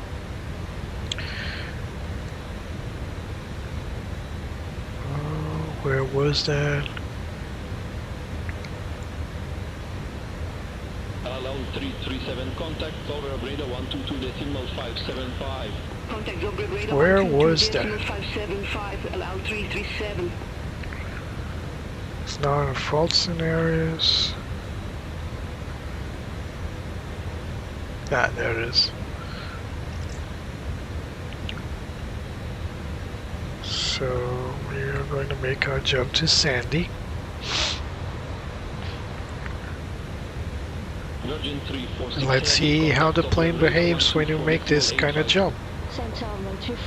Or maybe I'm really not comfortable to go direct. Maybe Sovat is the best option. Let's just wait for our checking in on this.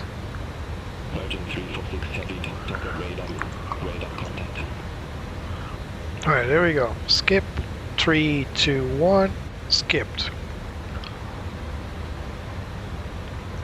Plane's looking in, looking okay.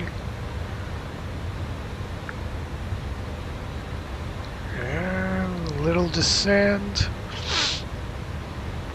It's climbing.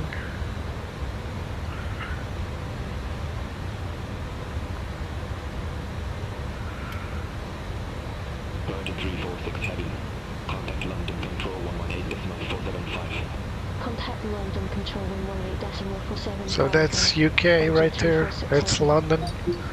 We're gonna pass London to Manchester. Did we spend the fuel? Yes, we did spend the fuel. We also skipped time. It's actually pretty cool. And we have our top of descent right up ahead, 80 miles away, 80 miles. Nice. It was a nice jump.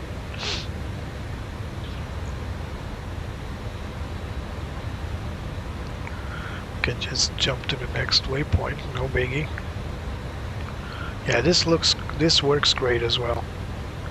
Either skip to the specified FMS point or skip to the next waypoint. Works pretty good.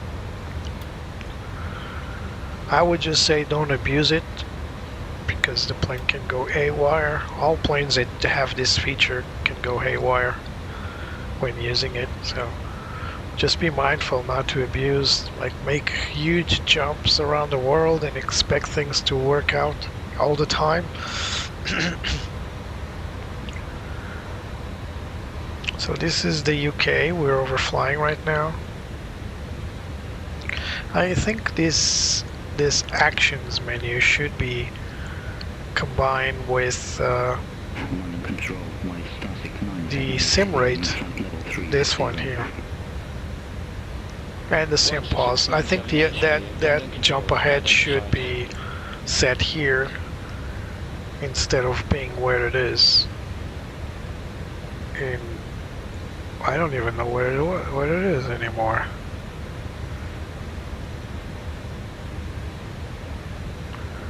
Where is it? Yeah, in the joystick. Joystick / actions. I think these actions should be next to the where is it again? Sim rate in visual settings. Oh, sim pausing, sorry. Honestly. Let's wait for our planes to descend. It should happen in about 60 miles. 50 miles.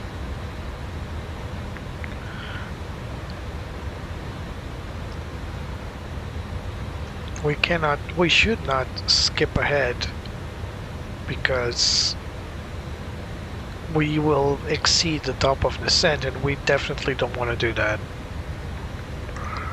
So this is London. We're not landing here today.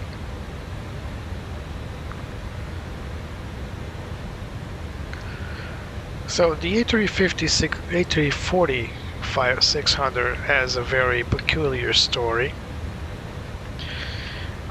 So this plane was the last variant built by Airbus for the A340.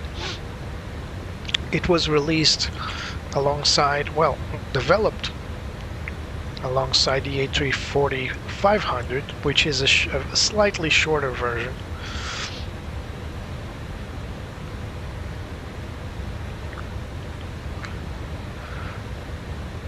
So the A340-600 was built to compete directly with the 747 back in the day. It has a capacity of 440 passengers, as you saw, in 3 classes. But when it was released back then, it had 3 classes and 420 passengers.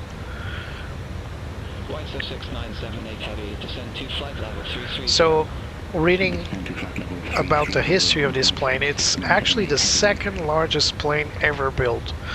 The second longest built aircraft ever built. The longest one is the 747-8.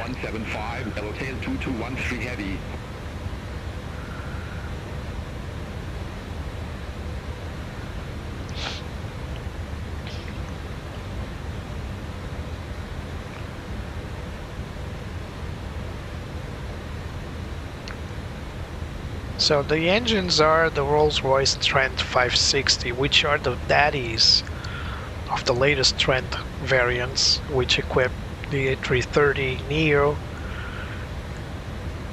And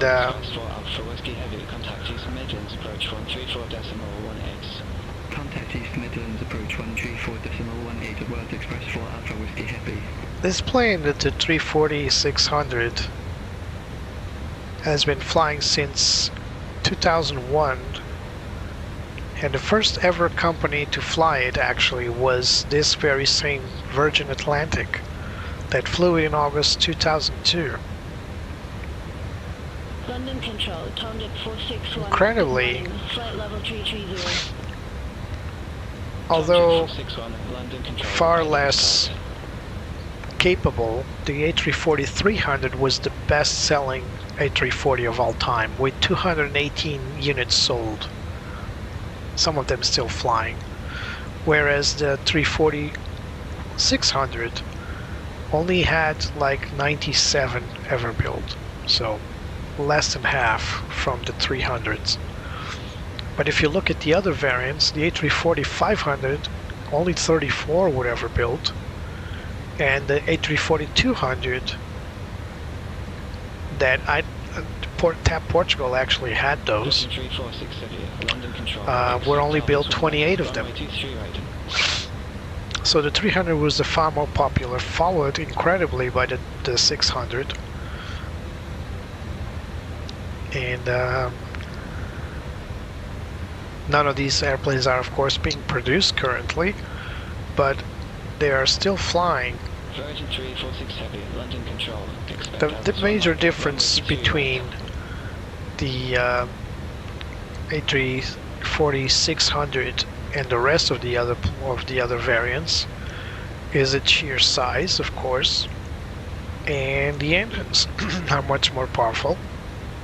So just to compare it, the maximum takeoff weight of the A340-300 that we previously flew here, I said earlier that TAP Portugal had the 340-200, and that's not true. They had a 330-200, so my bad. My apologies. Stand corrected. So, as I was saying, the maximum takeoff weight of the A340-300 was 276,500 kilograms, 276. The 340-600 has a maximum takeoff weight of about 368,000. So, pretty much over more or less 100,000 more, 100,000 tons more, 100 tons more, I mean, of maximum takeoff weight, which is absolutely bonkers. It also could carry more pallets, more passengers, had a lot more power, better thrust rate, better climb rate. Everything was better with the Rolls-Royce Trent engines. But alas, everything comes to an end. By the time the A340 rose to the skies, and it was pretty successful, it was already on the countdown to be relieved, because twin engine long haulers were now the new fad. Alright, we're coming up on the top of descent. There it is. Runway 23 right, report ready for descent. Oops, my bad. Let's call it ready for descent then. Elvis 1 Michael, runway 23 right to Coburn radio, Virgin 346 heavy. Virgin 346 heavy, approaching our top of descent out, ready for descent. Virgin 346 heavy, descend to flight level 200. Descend to flight level 200 then, Virgin 346 heavy. There we go. Manage descent. Let's see how it handles the manage descent mode. We're also going to insert the destination data. Sherman cargo 193 contact Amsterdam, radar 119.175. Center on 119.175, German cargo 193 heavy, have a good morning.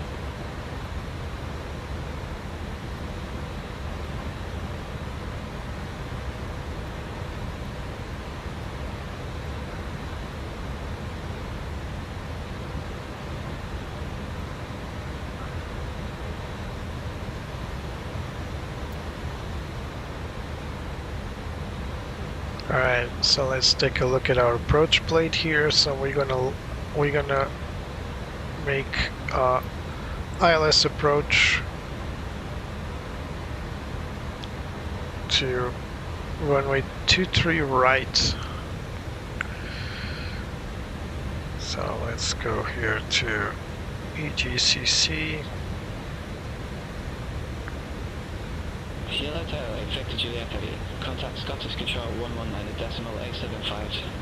Contact Scottish Control 119.875. LTM 8 Victor Juliet So Heavy. we are expecting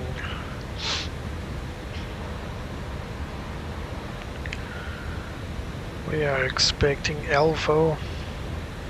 London Control, UPS 208 Heavy, flight level 290. These are departures. Elvo's one mic. Good morning, identified. Continue climb to flight level 320. So there it is. We're going to go through Elvo's one mic, and then out of Dane, I believe that's Tom Jet 461, contact London Control 118.775. Contact London Control 118.775 at Tomjet 461. we don't want to view RDME, we want ILS. This one. So over this way, so we need a transition from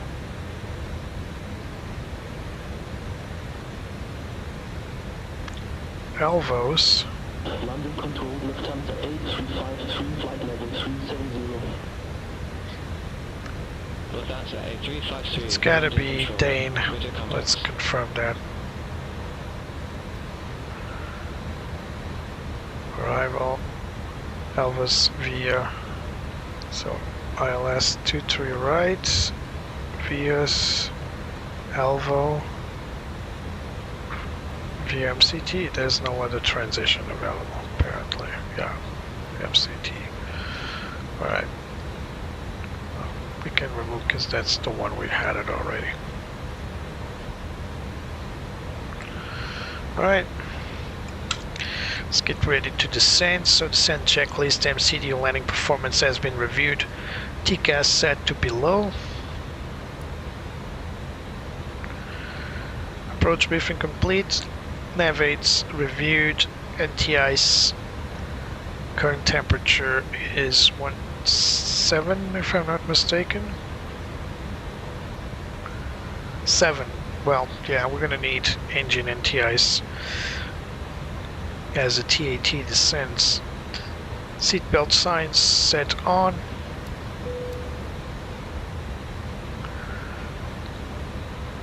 Alright.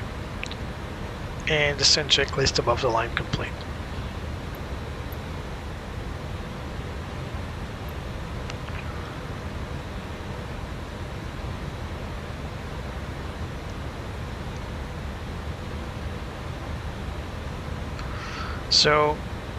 So far looks okay. I do see that for some reason they're using the magenta circle instead of the green circle. I'm not going to put my hands on the fire for this, but I really believe this is an EIS peculiarity. So this belonged to a previous version of the EIS.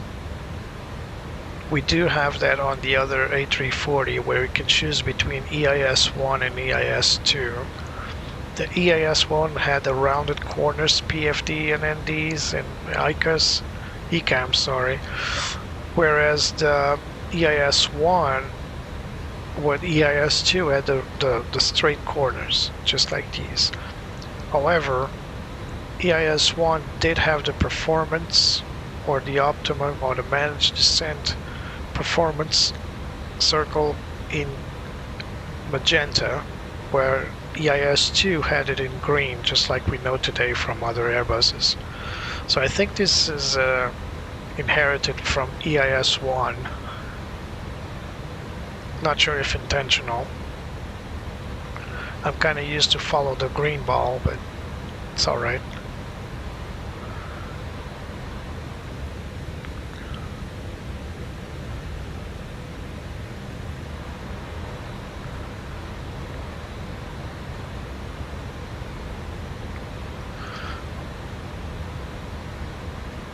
just like any other airspace in the UK, lots of constraints.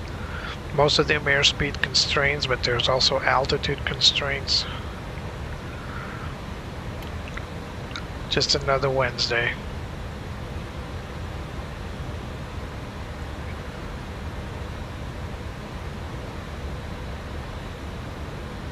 Let's take a good look outside for a moment.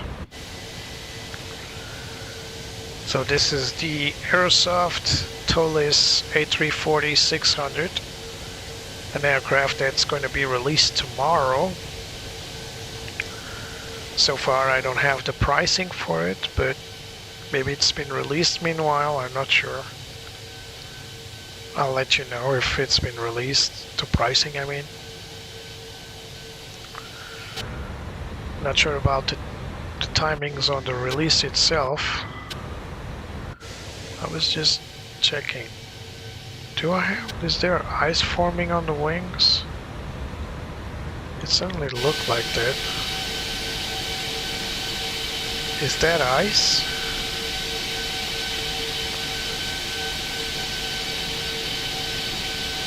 I'm pretty sure that's not ice, but I'm not going to take chances with the engine and the ice, because we do have 7 degrees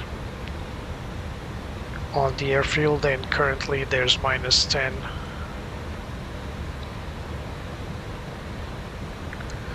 The ice indicator here is not showing any ice forming, but it kind of looked like on the wings there.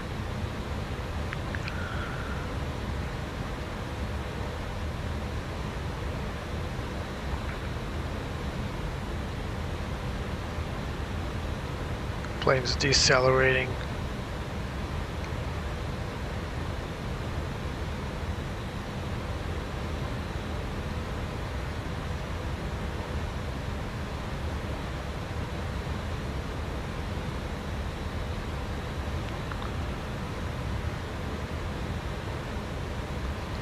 So we are going to set this to 4. Because I'm not comfortable with just 1 or 2.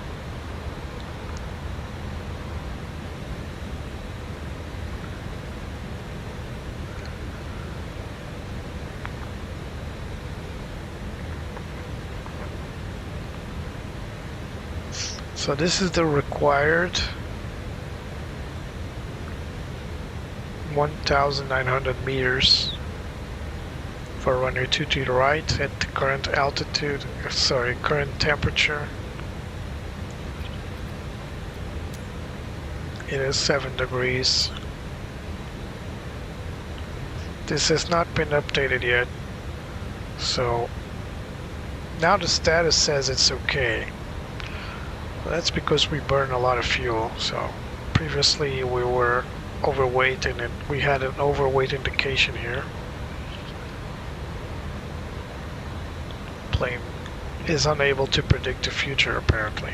West to 6978 heavy, contact East Midlands approach 134.18. Contact East Midlands approach 134.18, wide stop 6978 heavy.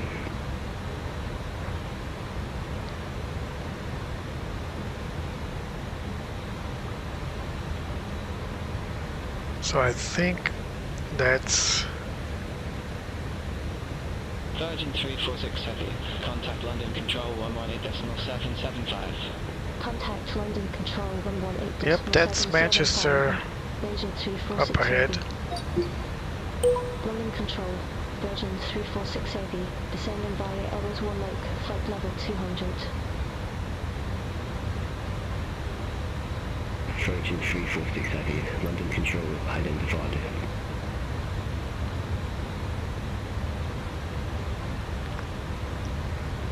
So we're now need to maintain flight level 200 as the constraint indicates.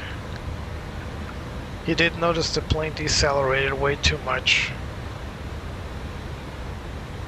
For some reason it had a self-constraint of 230 knots, then suddenly it went back to 250 knots as it should, below anything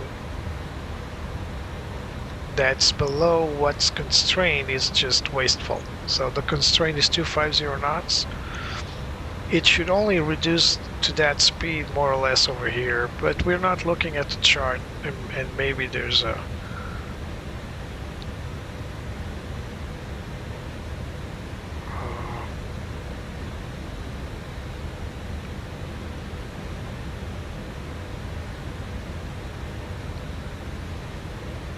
well, there's no speed constraint here, just flight level.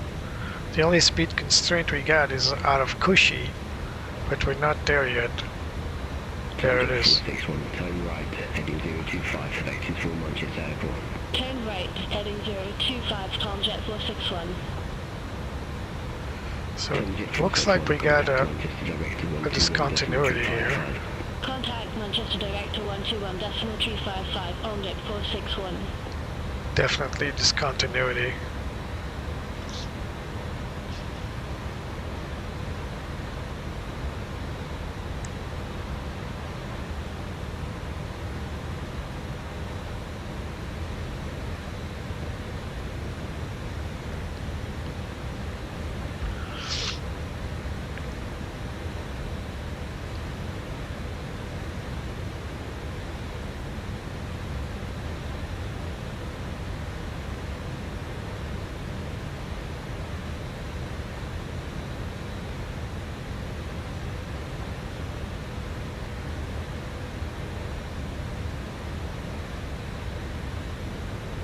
So this is the alternate back to London.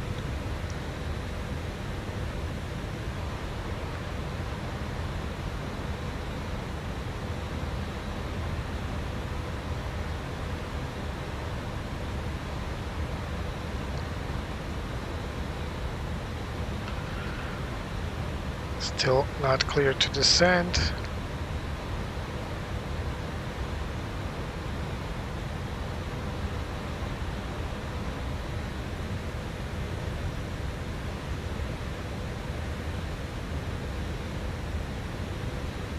Okay, we are only going to be clear to descend at Dane.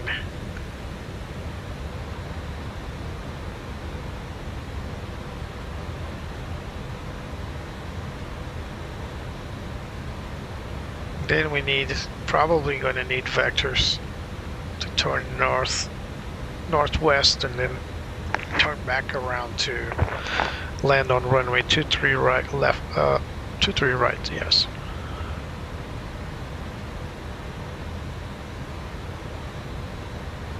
That's exactly what we're seeing here, so we need to do something like this to land at Manchester. And hope the plane can actually exit the runway, by the way. What happens if I turn on taxi cam in flight? Nothing, as it should.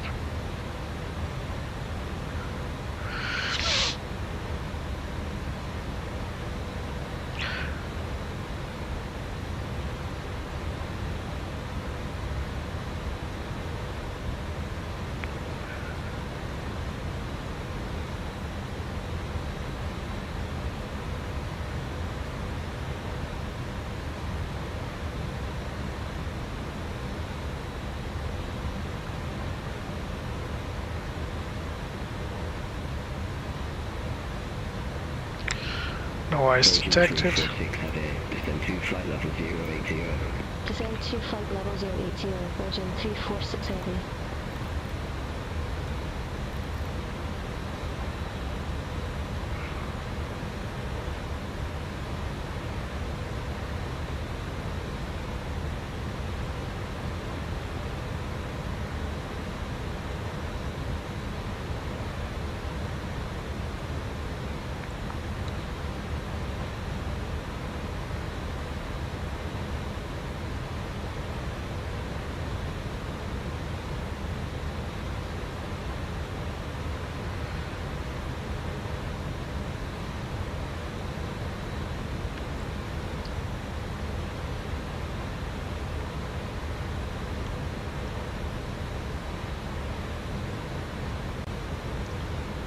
Now descending to flight Now descending to flight level 080. Sorry about the mic.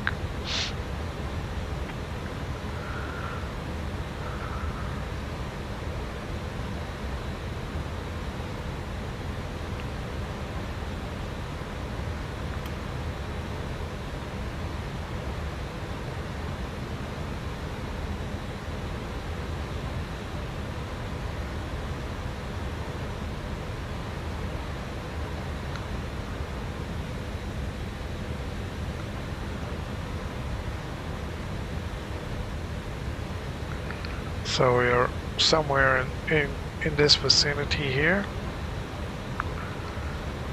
Approaching Dane. Right there. Actually past Kushi, so we're somewhere over here.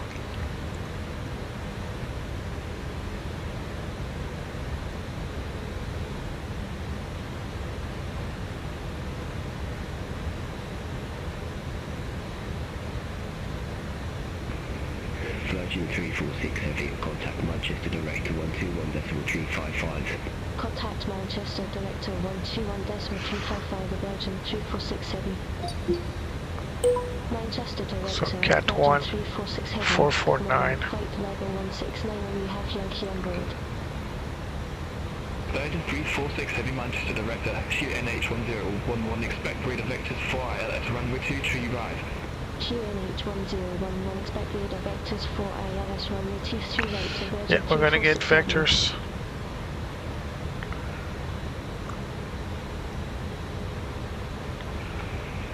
Virgin 346 Heavy, leading heading 030, expect radar vectors 4 ILS, runway 23 right.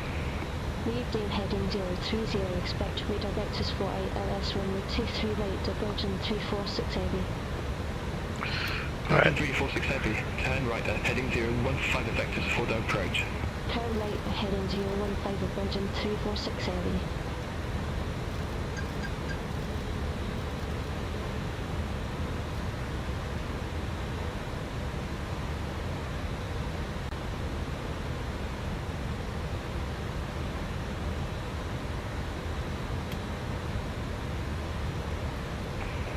Virgin 346 Heavy, descend to flight level 060. Descend to flight level 060, Virgin 346 Heavy.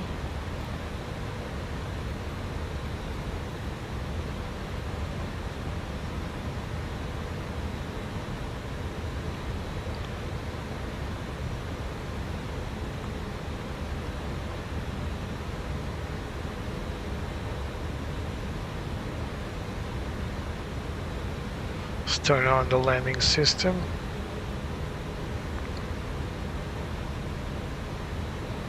And the terrain.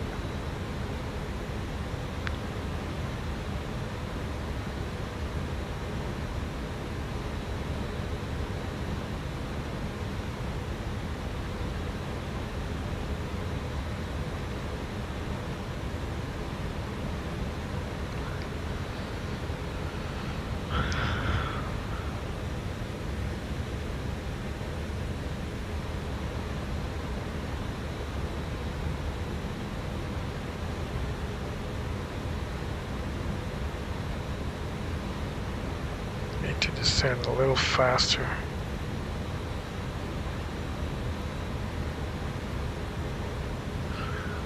Flap speed brakes out.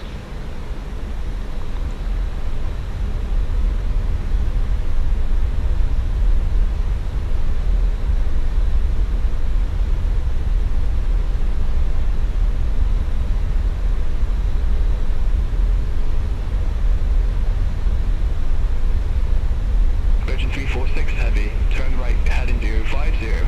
Turn right at heading 050, Virgin 346 Heavy.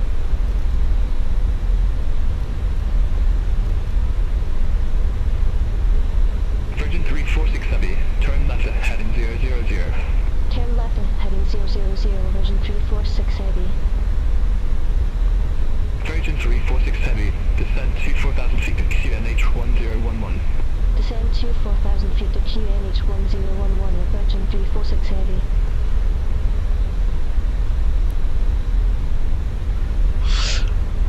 Below 10,000 feet, landing lights on. Virgin 346 Heavy, turn left at heading 335. Turn left at heading 335. 3000, Virgin 346 heavy.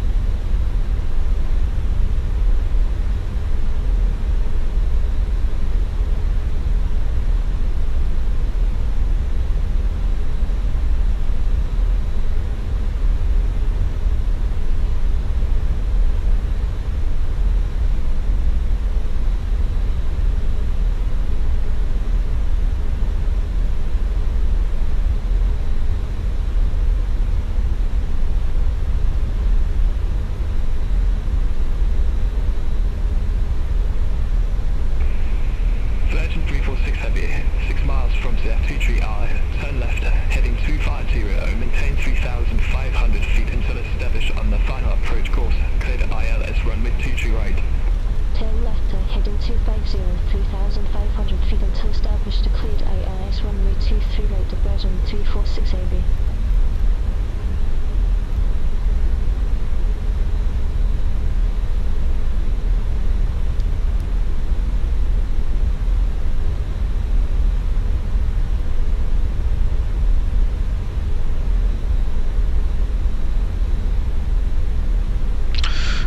Glide slope star, localizer star.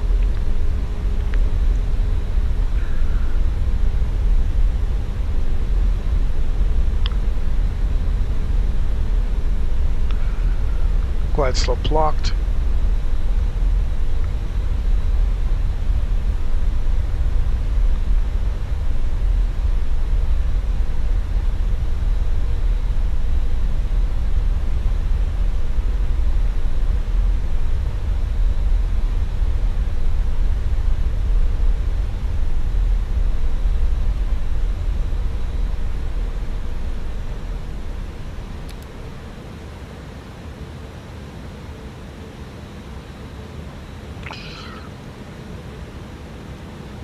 QNH1011.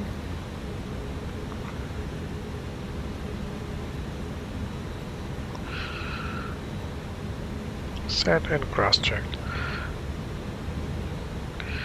Landing checklist. EFEs as required, ND terrain as required. External lights set all.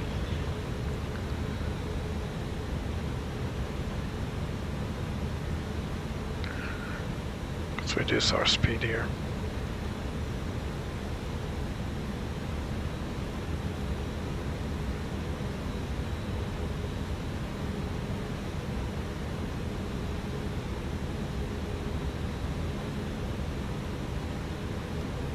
Virgin 346 heavy, Speed check flaps 1. 118.6 trees. Over 2 tower 118.63, Virgin 346 heavy. Manchester Tower, Virgin 346 heavy, ILS runway 23 right. Virgin 346 heavy, Manchester Tower, wind 190 at 8, runway 23 right, clear to land. Runway 23 right, Gear clear down. to land, Virgin 346 heavy.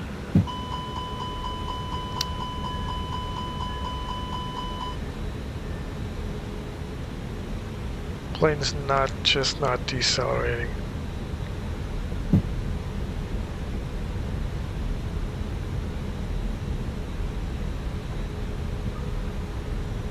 Still very much over speed.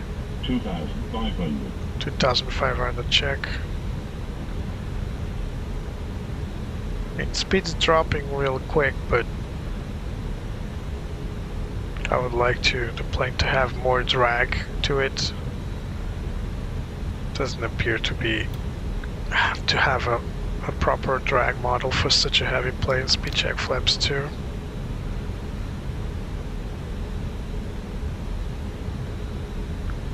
$2,000. 2,000 check.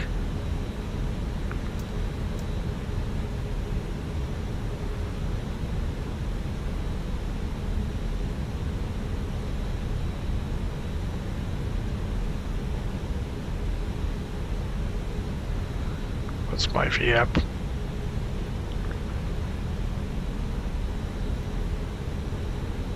151. Speed check flaps 3.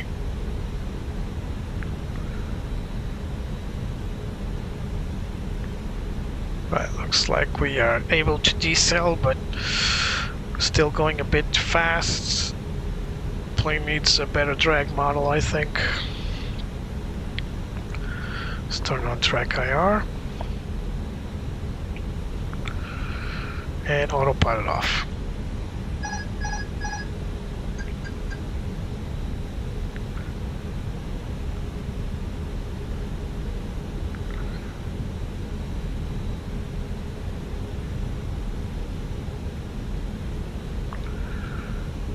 $1,000. 1,000 check.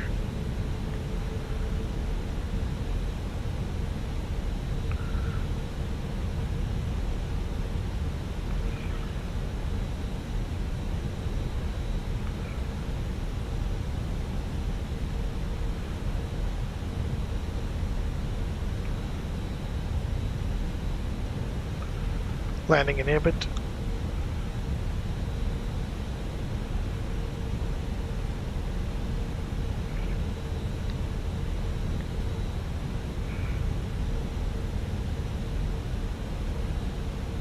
$500.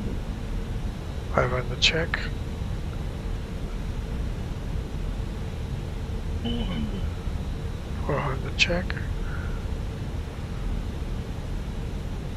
300. 100 above. Check. 200. Minimum. Continue. Remember, there's a lot of plane behind us. 50, 40, 30, 20, retard. Oh, that was a heavy landing. Auto brakes. Reversers. Forgot all of this. That was Virgin 346 Heavy, exit next available taxiway. Exit next available taxiway, Virgin 346 Heavy. auto brake off. Oh, we're now in this particular area here. Now, let's go.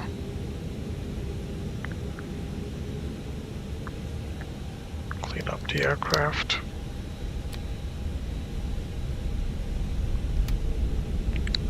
Let's go for the high-speed exit here.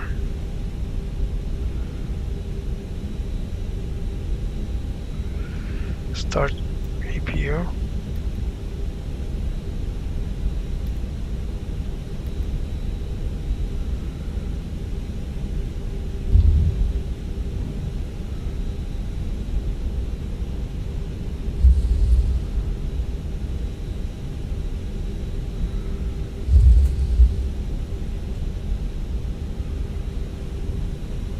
Virgin 346 Heavy, contact ground 121.855.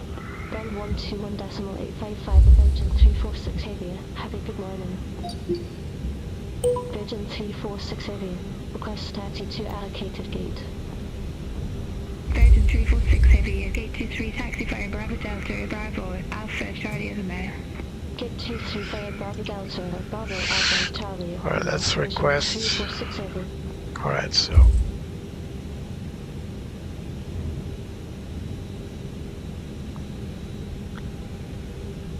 Yeah. There's something wrong with this airport.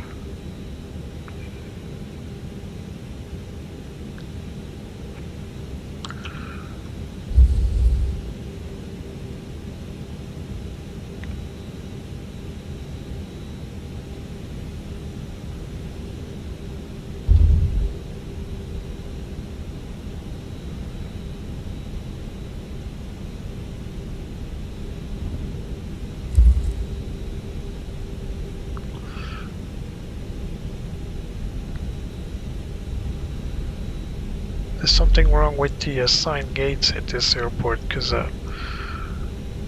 according to GSX, there's no suitable gates for this plane. So we are going to gate 23.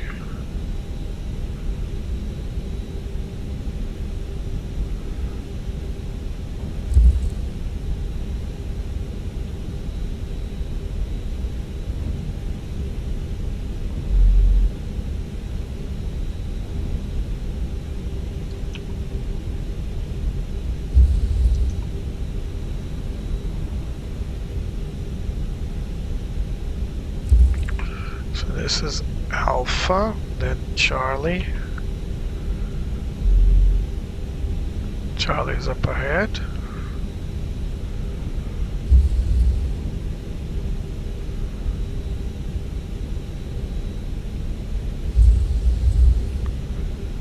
And then turn left to Lima, which is this one right here.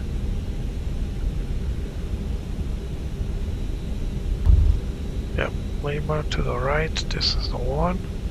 And I think our gate is just up ahead. Lots of EasyJet flights.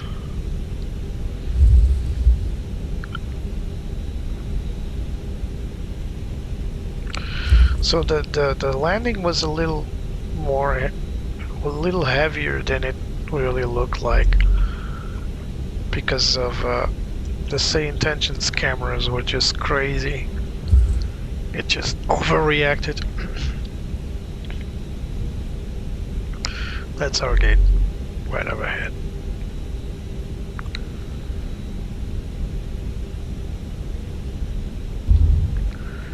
So we're gonna make, there's our gate 23 right here. So we're now gonna make a very slow approach to it.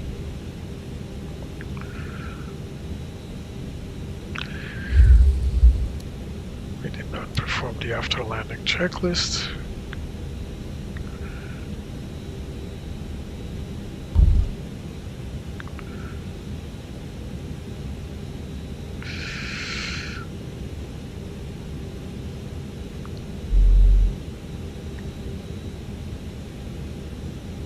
Chalks? What is it talking about? What is it talking about? What chalks? That's just crazy. We're gonna use this camera right here.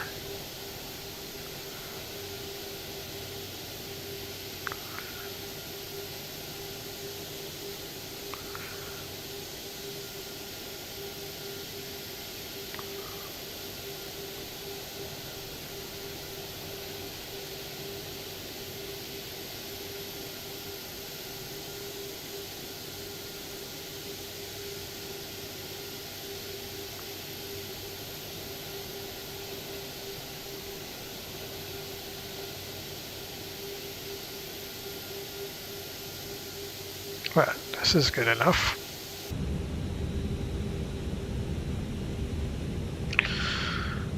Yeah, for some reason it's saying the chocks are on, but they're not on, for sure.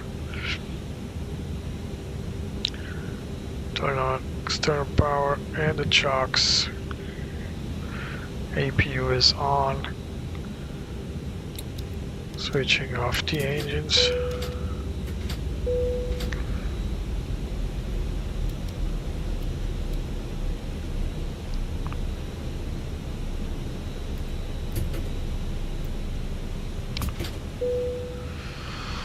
Right.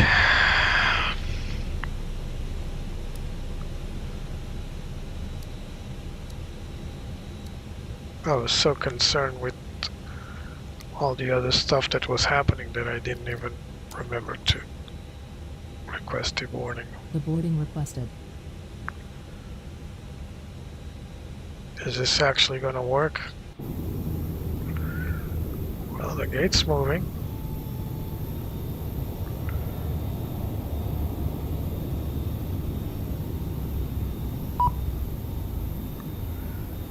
Now it's exit 4.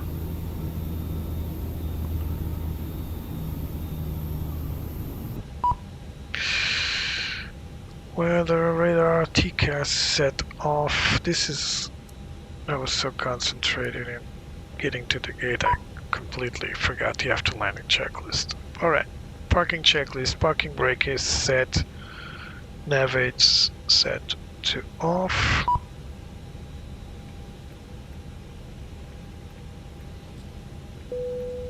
Passengers deboarding starting.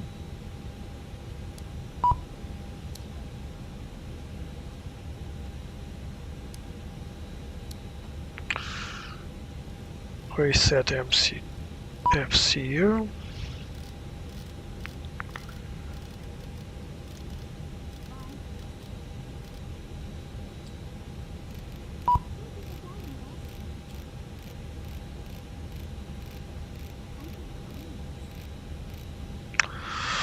Done. Flight directors 1 and 2 are off. NDR10 set. NTI's to off. Engine master switches to off. And fuel pumps off. So main and standby, main and standby, main and standby, main and standby. Transjet 461 gate 103 taxi via Alpha Foxtrot at Alpha Charlie. These are all cross feeds and tail tank. I think these are the ones set off. Beacon is off. Seatbelt signs are off. Transponder set off. It is off. Cockpit door open.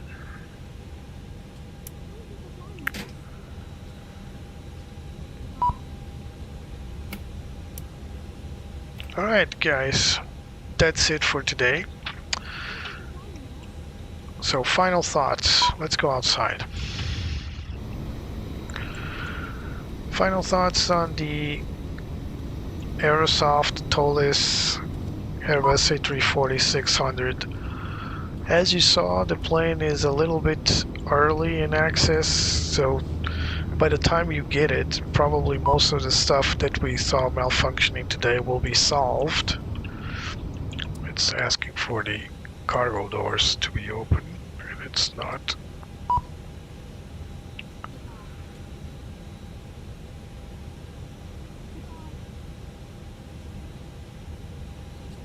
Everything is open.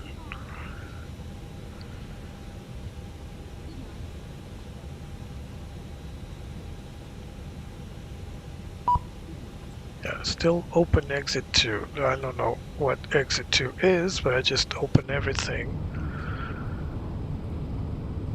And it's still not loading for some reason, or unloading. There's some issues here with GSX. So like I was saying, if you guys don't want to take chances with airplanes that are released, oh, wing lights are still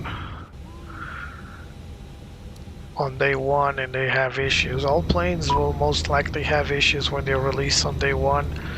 This is not going to be immune to that. Overall, I think the plane is very, very, very solid. Some shortcomings. GSX integration does need a lot of work. Beyond ATC integration does need a lot of work. I find the electronic flight bag a bit confusing, but I've seen worse. I've seen a lot worse. When it comes to performance, I think the plane requires some better deceleration, some better drag coefficient. Then again, this plane was kind of light because for some reason SimBrief didn't calculate cargo for this flight. So not a lot of things were working correctly. But still, we managed to land safely. The landing was a bit bumpy, but I think chase plane also needs a little tweak because it's a little too sensitive to this aircraft. Remember, the plane is released tomorrow, so a lot of things are still undergoing to make it compatible with all these third-party air add-ons. I enjoyed this flight very much. I love the A340 overall, and I really think there's a special place in my heart for the 600 now. This is a plane I'll be flying a lot more in the near future, you guys will see. I sincerely liked the idea of bringing this beast to life, and after all these little tweaks are done, I think we're going to have a very solid plane, and I think everybody should take a good pay good attention to this amazing bird. And the plane will be released with a lot of default textures, including this one, Virgin Atlantic, Britain's Lady Luck, February 2006, the very first Airbus A340-600 to ever fly. This one right here. So, guys, if you like what you saw, leave a like, subscribe, also share. There's also a Buy Me a Coffee link in case you want to donate as well, and I appreciate if you do so. Everything that I gather from Buy Me a Coffee is to be reinvested in future add-ons. This has been a flight from Athens, Greece to Manchester in the UK, flying the Airbus A340-600 by Aerosoft and Toliss. The plane will be available tomorrow, and I look forward to further developments and updates that are going to come in the near future. Thank you so much for being with me today, and I really appreciate you being with me. Apologies for the beeping sound, that's GSX issue. Not something I can do much about. I can just tell it to restart, reset position. So this is going to delete the ground equipment, but at least the beeping will stop. So once more, guys, if you like what you saw, remember to leave that little like. It really helps the channel. And I'll see you next time. Of course, flying always with the blue side up. Cheers and bye-bye.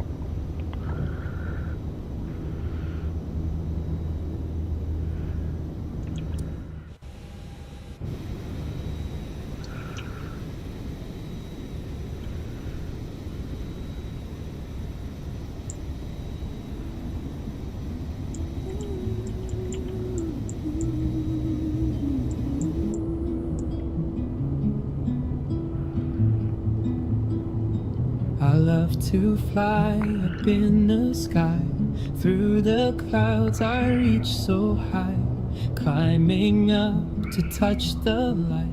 Adventure calls me day and night. The wind, it sings a melody, guiding where I long to be.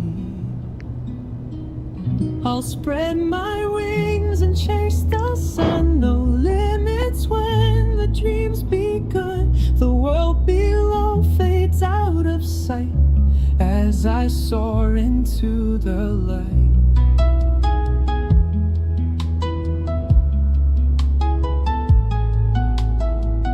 The stars above begin to shine, painting trails so bright and fine. Every turn brings something new, endless skies in brilliant blue. The wind, it sings a melody, guiding where I long to be. I'll spread my wings and chase the sun. No limits when the dream's begun. The world below fades out of sight as I soar into the light.